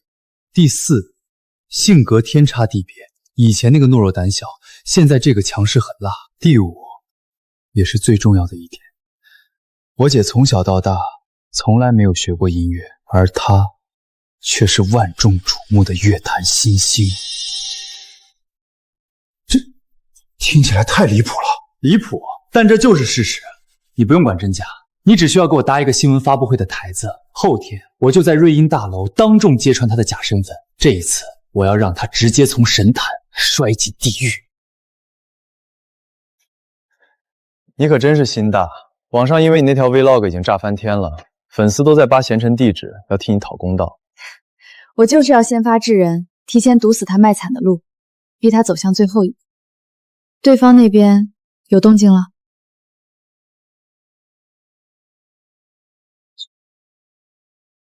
后天下午，瑞银的李总联合贤臣在瑞银大楼开发布会，对你 vlog 里提到的问题进行回复。你准备好了？一切尽在掌握，只不过我现在还缺一个人。谁？一个能一锤定音，彻底平息这场战争的关键人。等会儿开发布会，台下肯定全是弦月的狂热粉丝，他们会冲你喊叫骂你，什么难听的词汇都有可能。你必须稳住情绪，像个正常人一样，知道吗？什么叫像？我本来就是正常人。正常人？你那超雄体质，一炸毛就六亲不认。这几天在别墅我还没见识够，你只要克制住，别当场暴走，我就谢天谢地。这点你放心，你还是操心你自己的水军吧。弦月粉丝那么多，别到时候控不住屏。控屏带节奏，那是我的本行，用不着你操心。画好了，您看看效果。李总，现在这个弦月根本不是我姐姐，我姐姐一定已经被这个假弦月害死了，求你给我和我姐姐做主啊！好，太好了，将来瑞银要是做影视，我第一个捧你当男主角。不过，万一闹到最后要做血缘鉴定怎么办？血缘鉴定，你放心，我跟弦月从来就没有任何血缘关系。贤臣和李总出来了。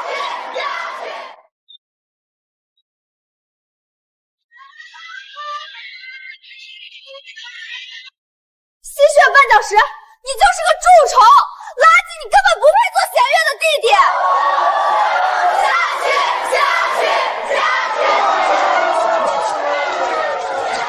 你们都有病是吧？下去！保安，把闹事的人全部请出去。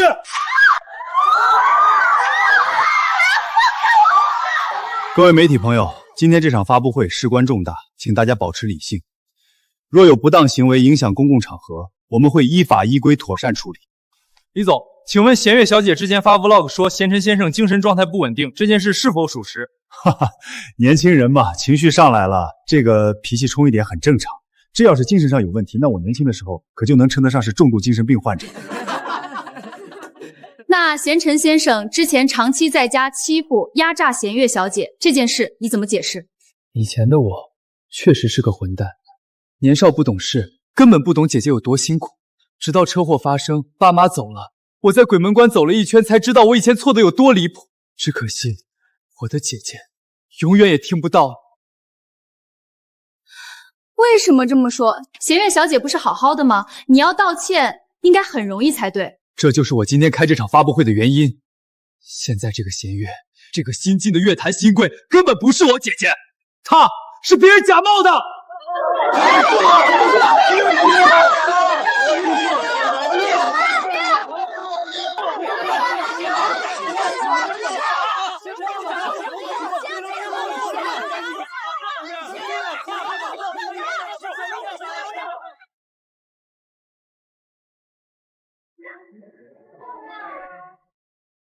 就是这样，越乱越好，热度越大，舆论越炸，这个瓜就越有杀伤力。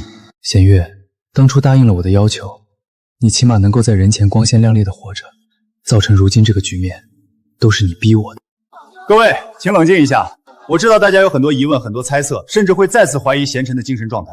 但我向各位保证，没有足够的证据，我绝不会贸然召开这场新闻发布会。接下来就让贤臣把一切都解释清楚。我也不希望这一切是真的，可事实就是事实。现在的弦月根本不是我认识的那个姐姐。首先，我家里条件很差，我姐姐从小连一个最基础的口琴都没有，完全没接触过音乐。她怎么可能凭空拥有这么强的编曲和演唱能力？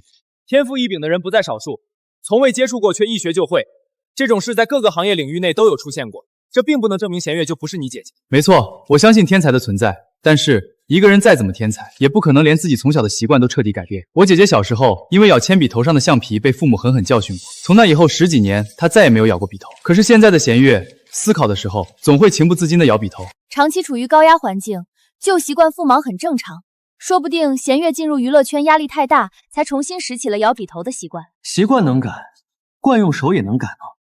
我姐从小到大都是左撇子，可现在的弦月是不折不扣的右撇子。这还不够。这是笔记鉴定中心的正式检测报告，我已经把弦月的笔记和我姐姐以前的笔记做过对比。检测结果，2份笔记否定为同一人书写，一个巧合，可以称之为偶然。这么多不同之处，只能证明现在的弦月根本就是冒名顶替的假货。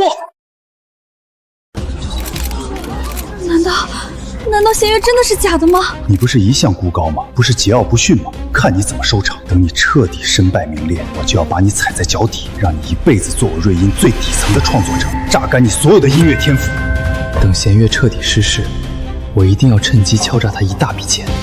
还有李总这只老狐狸，想让我以后闭嘴不准翻案，也得拿一大笔封口费来。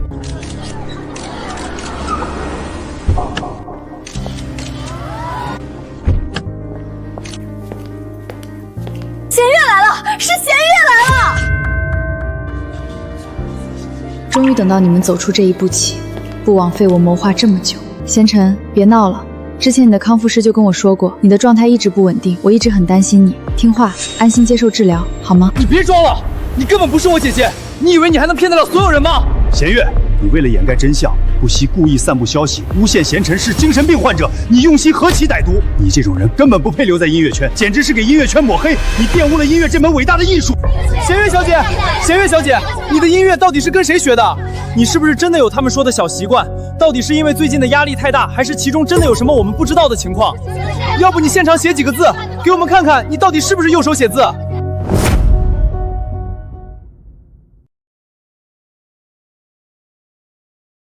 贤臣，跟我回去好不好？别再闹了。我不回去！你不是我姐，你是假的，你是冒牌货！各位大家都听到了吗？他是假的，真弦月在哪儿？是不是被他杀了？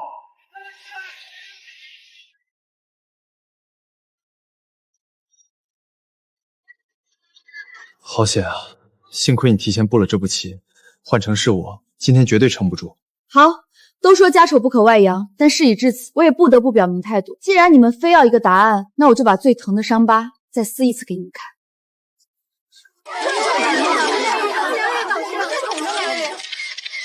方老师，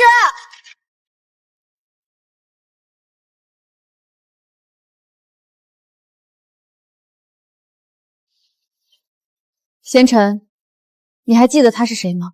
记得，小学班主任方老师。你们不是想知道我为什么会音乐？方老师知道，辛苦你了，方老师。我是他们小学6年级班主任，这2个孩子我从小看到大的。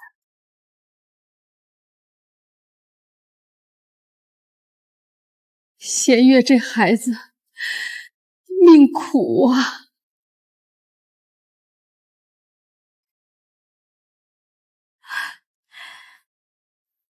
还记得那是他们俩1年级的时候，那时的我只一心以为弦月就是单纯的家里穷，直到我得知贤臣是弦月的弟弟。可笑吧，同一个家庭里几乎一样大年纪的2个孩子，受到的待遇居然完全不同。那时我就知道，弦月这个女孩子在家里的处境恐怕比我看到的要更加艰难。同学们，放学吧。慢着点，别摔着。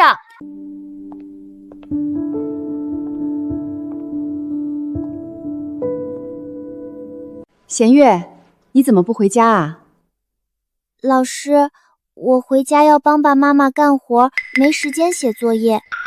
我想先在学校里把作业写完。他那时才7岁啊，什么样的父母能够狠心让这么小的孩子干活？你不是想知道弦乐的音乐是谁教的吗？我告诉你，是我教的。不可能，绝对不可能。他和我一起上学，就算放学的时候回家晚一些，可也不过就晚1个小时左右而已。你哪有时间教他音乐？就要回答你下面的2个问题了。你不是想问弦月咬橡皮的毛病，还有他右撇子的事情吗？你还记不记得，你们小学3年级的那年夏天，弦月有1整个暑假都没回家的事情？你是说，弦月他咬橡皮？你只记得弦月后来一直是左撇子，可你知不知道，你姐姐她从1年级入学的时候就和你们一样，都是右撇子。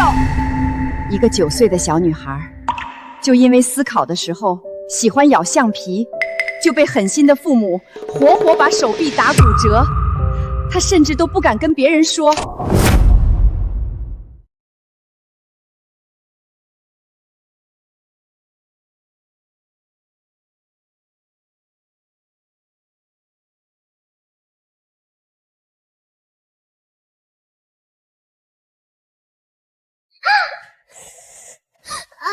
老师疼。对不起，老师慢一点，弦月忍一忍好吗？手臂骨折，而且已经2天了，伤口的炎症已经非常严重了。你们这些做家长的，难道对孩子一点都不关心吗？做家长的，难道对孩子一点都不关心吗？我也想问，可我不敢问。我知道，我问了之后，弦月的处境不会变好，反而会更糟糕。之后，我找到弦月的父母，告诉他们，弦月由于学习成绩优秀，我要带他去参加数学竞赛，赢了还有200元的奖金。然后那一整个暑假，我也因此发现了弦月极高的音乐天赋。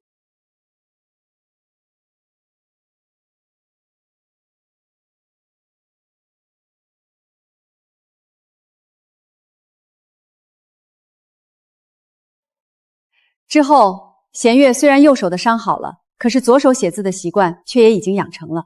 之后几年，弦月始终都用左手写字，但是并不代表他不会用右手写字。相反，他右手写字甚至比左手写字还要更娟秀一些。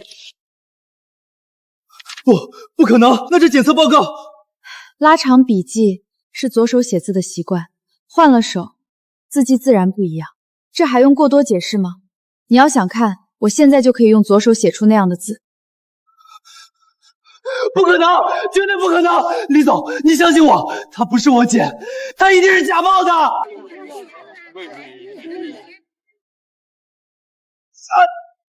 滚！你这个废物！贤臣，你别这样。蠢货，我可不只是拥有了弦月的身体，还拥有着她的灵魂，她的记忆。你觉得模仿比起这种事儿难吗？你到底是什么鬼？你是鬼！快叫120！我弟弟他犯病了！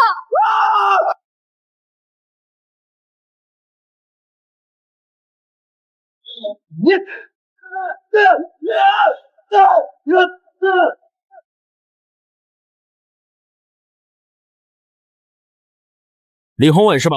你涉嫌针对多名独立音乐人进行恶意敲诈、伪造合同、偷税漏税，请你跟我们回去协助调查。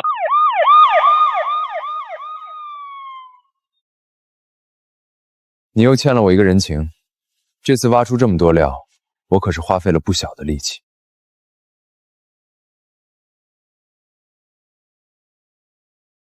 保住你的摇钱树，这不是你应该做的事情。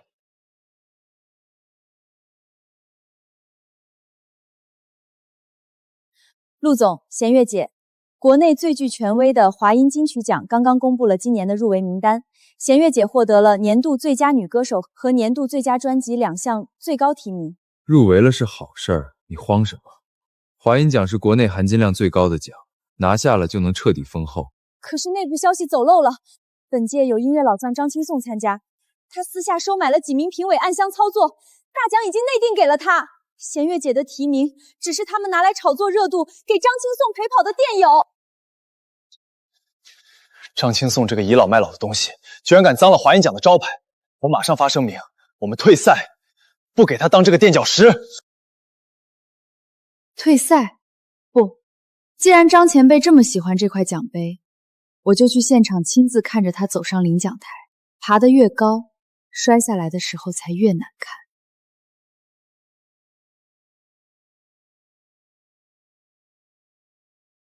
获得本届华音金曲奖年度最佳专辑的是张青颂《巅峰岁月》，让我们恭喜张老师！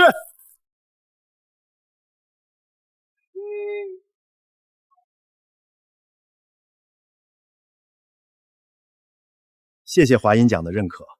其实刚才在台下，我一直觉得这个奖应该颁给现在的年轻人，毕竟我已经得到过很多机会了，而现在的新人们也都不错。比如弦乐这一年势头很猛，非常有才华，但音乐这条路需要的是岁月的沉淀，而不是一时的流量爆发。我们这些老骨头还在台上，就是为了给年轻人把把关。弦乐啊，再沉淀个10年，这奖杯迟早是你的。张青颂，把这块奖杯抱紧一点，你的巅峰岁月也许只剩最后48小时了。这只老狐狸不仅抢了奖，还要踩着它立人设。天际的公关部已经准备好了，明早我就让张青颂暗箱操作的证据全网曝光。不用脏了天际的手，他自己准备的底牌比资本的手段更致命。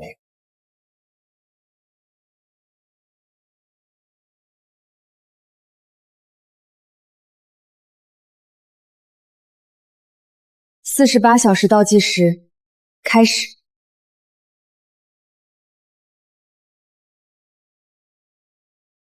张老师，网上传言您是靠评委人脉压了弦乐一头，您怎么看？华音奖是国内最高殿堂，绝对公平。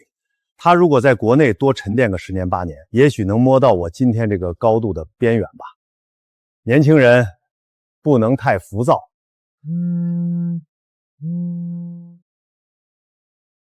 我的天！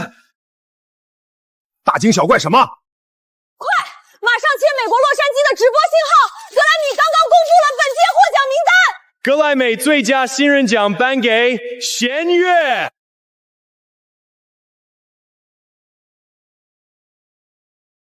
还踩什么张青少？快去机场堵弦乐，这可是全球音乐的最高荣誉啊！弦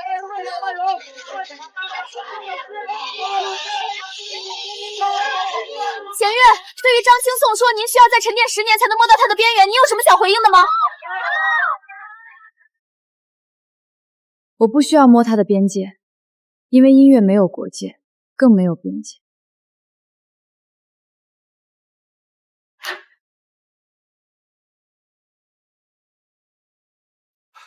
弦乐老师，我们组委会已经连夜成立了调查组，彻查了张青颂贿赂评委、暗箱操作的全部证据。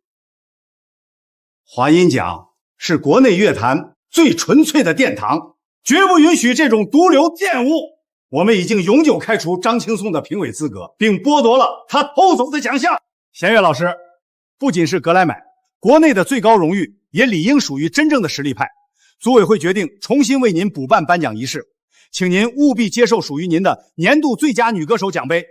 这棵摇钱树已经长成了参天大树，还会属于我吗？弦乐天后，接下来天际将为你启动史无前例的全球巡演，准备好火遍全球了吗？本届华音金曲奖年度最佳歌手弦乐，实至名归。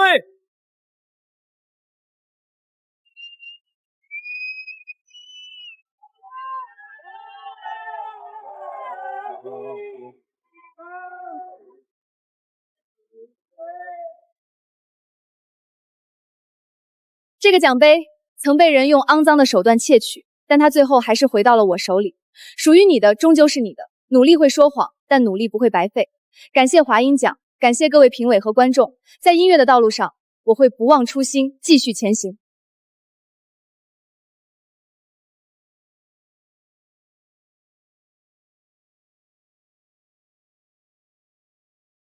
双料大满贯，你做到了，靠你自己走到了这个名利场的最顶端。明天就是全球巡演的发布会，所有的合同都准备好了。陆总、玉老师，我的巡演取消。什么？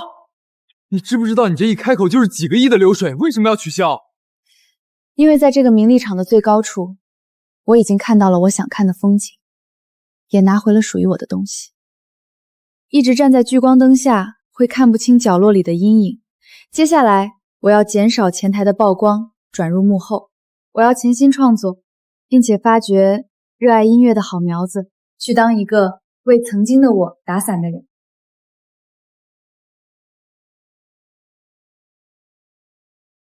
荒唐！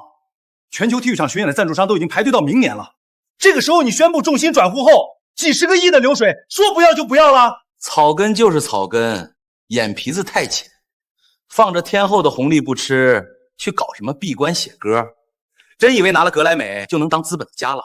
弦月，我是个商人，天际用海量的资源把你捧上神坛，不是为了让你躲在录音棚里当写歌匠。取消巡演，天际的损失不可估量。要么签字继续巡演，接下所有顶奢代言，要么天际撤回你所有宣发。你想做独立制作人，我1分钱都不会投给你。陆总是不是忘了，我现在手里有天际5%的原始期权，我是天际的股东，不是你们用来连轴转的流水线机器。我的核心价值从来都是我的创作能力，靠压榨我的舞台体力，天际顶多再吃3年红利。我要在天际内部建立绝对独立的子厂牌。星月，我带头潜心创作，只出好作品。不仅我自己唱，我还要用我的作品为天际砸出下一代天王天后。厂牌自负名声，如果3年内我的作品赚不回巡演的利润，我的期权双手奉还，行吗？好，我给你绝对的独立权，但我等着看你怎么在这个残酷的圈子里变得头破血流。乖乖回来求我。业内都在等着看我弦月自废武功的笑话。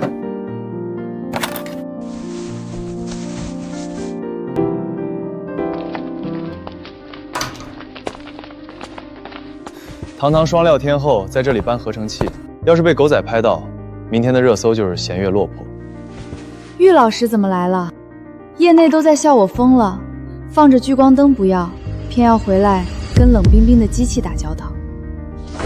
谁说你疯了？我把我名下最核心的制作团队全部连人带合同转给你了。还有，节目早结束了，不要再叫我玉老师了，就叫玉峰。玉峰，你把你的底牌全给了我。我比任何人都清楚，你的灵魂属于创作，而不是那个被资本操控的展示柜。既然你要潜心写歌，那我就作为你提供武器的军火商。星月厂牌，算我技术入股。我一定不会让你失望的，谢谢你。不对，这种坐在千万装修的顶级棚里写出来的旋律太干净、太工业化了，根本没有刺破人心的痛感。我必须出去，去寻找真正的灵感。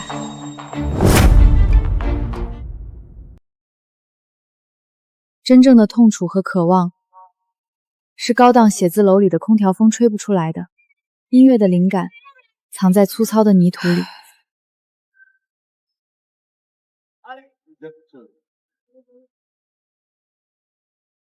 这种近乎绝望却又死死抓住命运的扫弦方式，太熟悉了。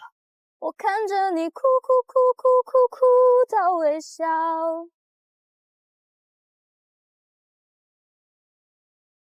真像啊，我曾经也是如此这般。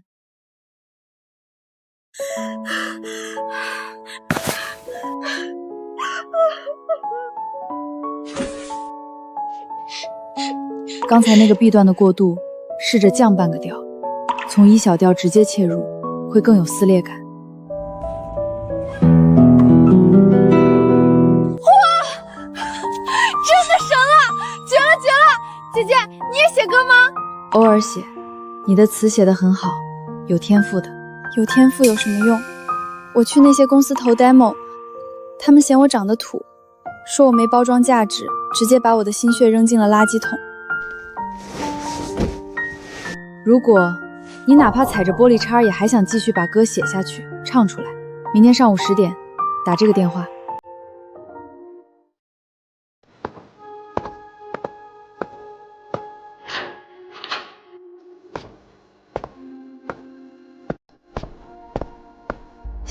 厂牌，业内最顶级的音乐公司。如今找到了灵感，好像还找到了星星。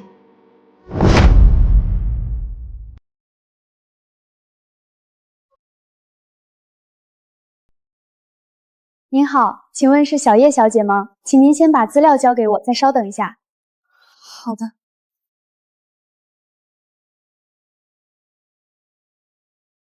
弦乐总监已经在录音棚等您了。天后弦乐亲自见我。弦乐老师，进去，戴上耳机，把你这首歌的词给我唱活了。要是敢走音，门在后面。天要叠起的橙花。停，气息太弱，高音部分你是在用嗓子干嚎吗？重来，歌词的咬字慢了半拍，重来。感情呢？狠劲呢？再重来。我一直以为他拒绝我的训演是自毁前程，原来他是真的有着高尚的理想。传我的话下去，从今天起，天际传媒所有的 S 级宣发资源开始向星月厂牌倾斜。谁敢动他写出来的歌，就是跟我陆金晨作对。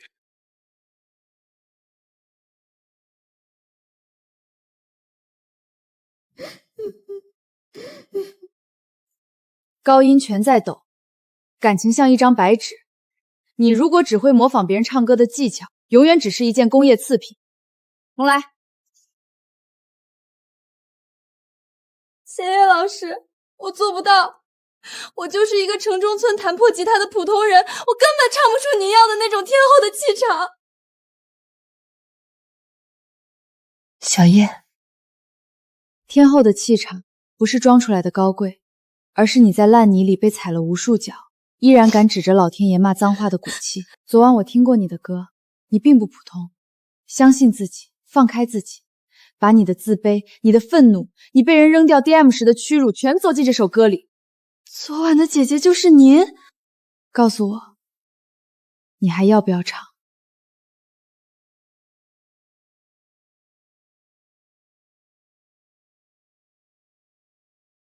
唱。5点问我还要忍到何时？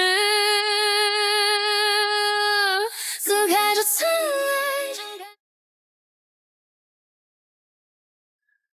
歌录得很完美，但有个坏消息。我替小叶报名的顶级音综巅峰对决首发席位，刚刚被节目组单方面强行换掉了。谁干的？弦乐天后，别来无恙啊！听说你隐退去搞什么独立厂牌，还签了个城中村捡来的野丫头。野丫头，老娘之前还干过保洁呢。赵总的手伸得够长啊，连巅峰对决的名单都敢截胡。这叫资本防爆。你在台上我们打不过你，但做幕后你还嫩了点。那个首发名额我已经给我公司刚出道的流量爱豆了，我劝你趁早关了那个破厂牌，乖乖回去接商演吧。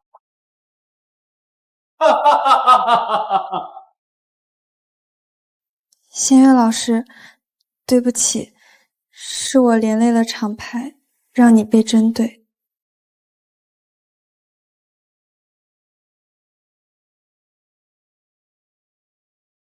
被人针对，说明他们怕了。需要我动用制作人圈子的人脉，封杀王牌娱乐的姻缘吗？封杀姻缘太慢了。既然他们喜欢玩资本垄断，那我就用最顶级的资本，直接碾碎他们的盘子。陆总，借你的权杖用一下，我要让王牌娱乐今天之内从这栋大楼的所有合作名单里滚出去。你又要搞什么鬼？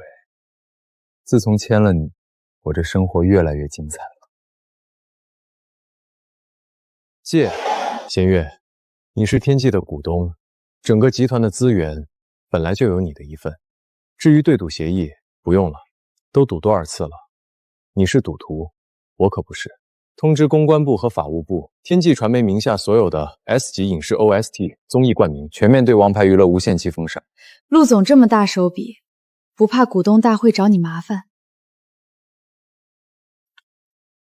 找我麻烦，其他股东加在一起都没有你这个小股东麻烦。等会儿上台别紧张，有我在，冠军稳了。赵总，出大事了！天际传媒刚才发了函，如果我们今天敢让你们的爱豆上台，他们就撤掉未来3年所有的节目冠名权。什么？陆金晨疯了吗？为了一个破独立厂台的新人，要跟行业规矩掀桌子？赵总，资本防爆这套你玩脱了，带着你的工业产品滚出我的舞台。路我替你铺平了，接下来用你的声音去狠狠扇这些垃圾的耳光。各单位注意，1号机位准备，有请踢馆选手小叶。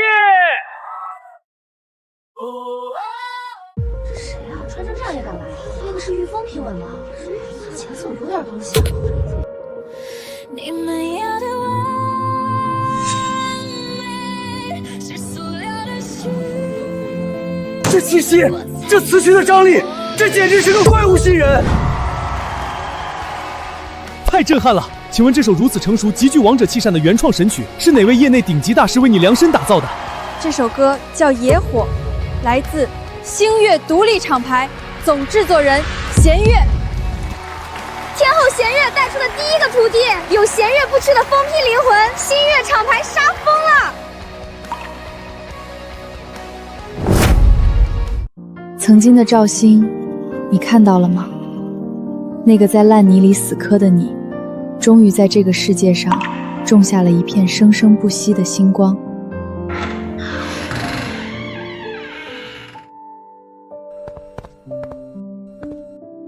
星月厂牌只用了1个晚上，就超越了天际年度造星流水。我的天后，你不仅统治了舞台，还将改变资本的规则。这只是他事业的第1块拼图，接下来我会陪着他，把华语乐坛的旧房子一间间拆掉，重建属于真正热爱音乐人的乌托邦。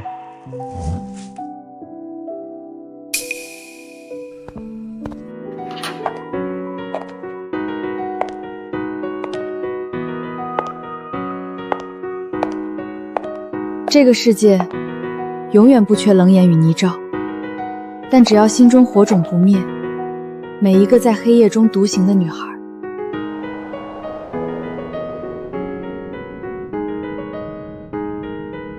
都能成为自己的星月。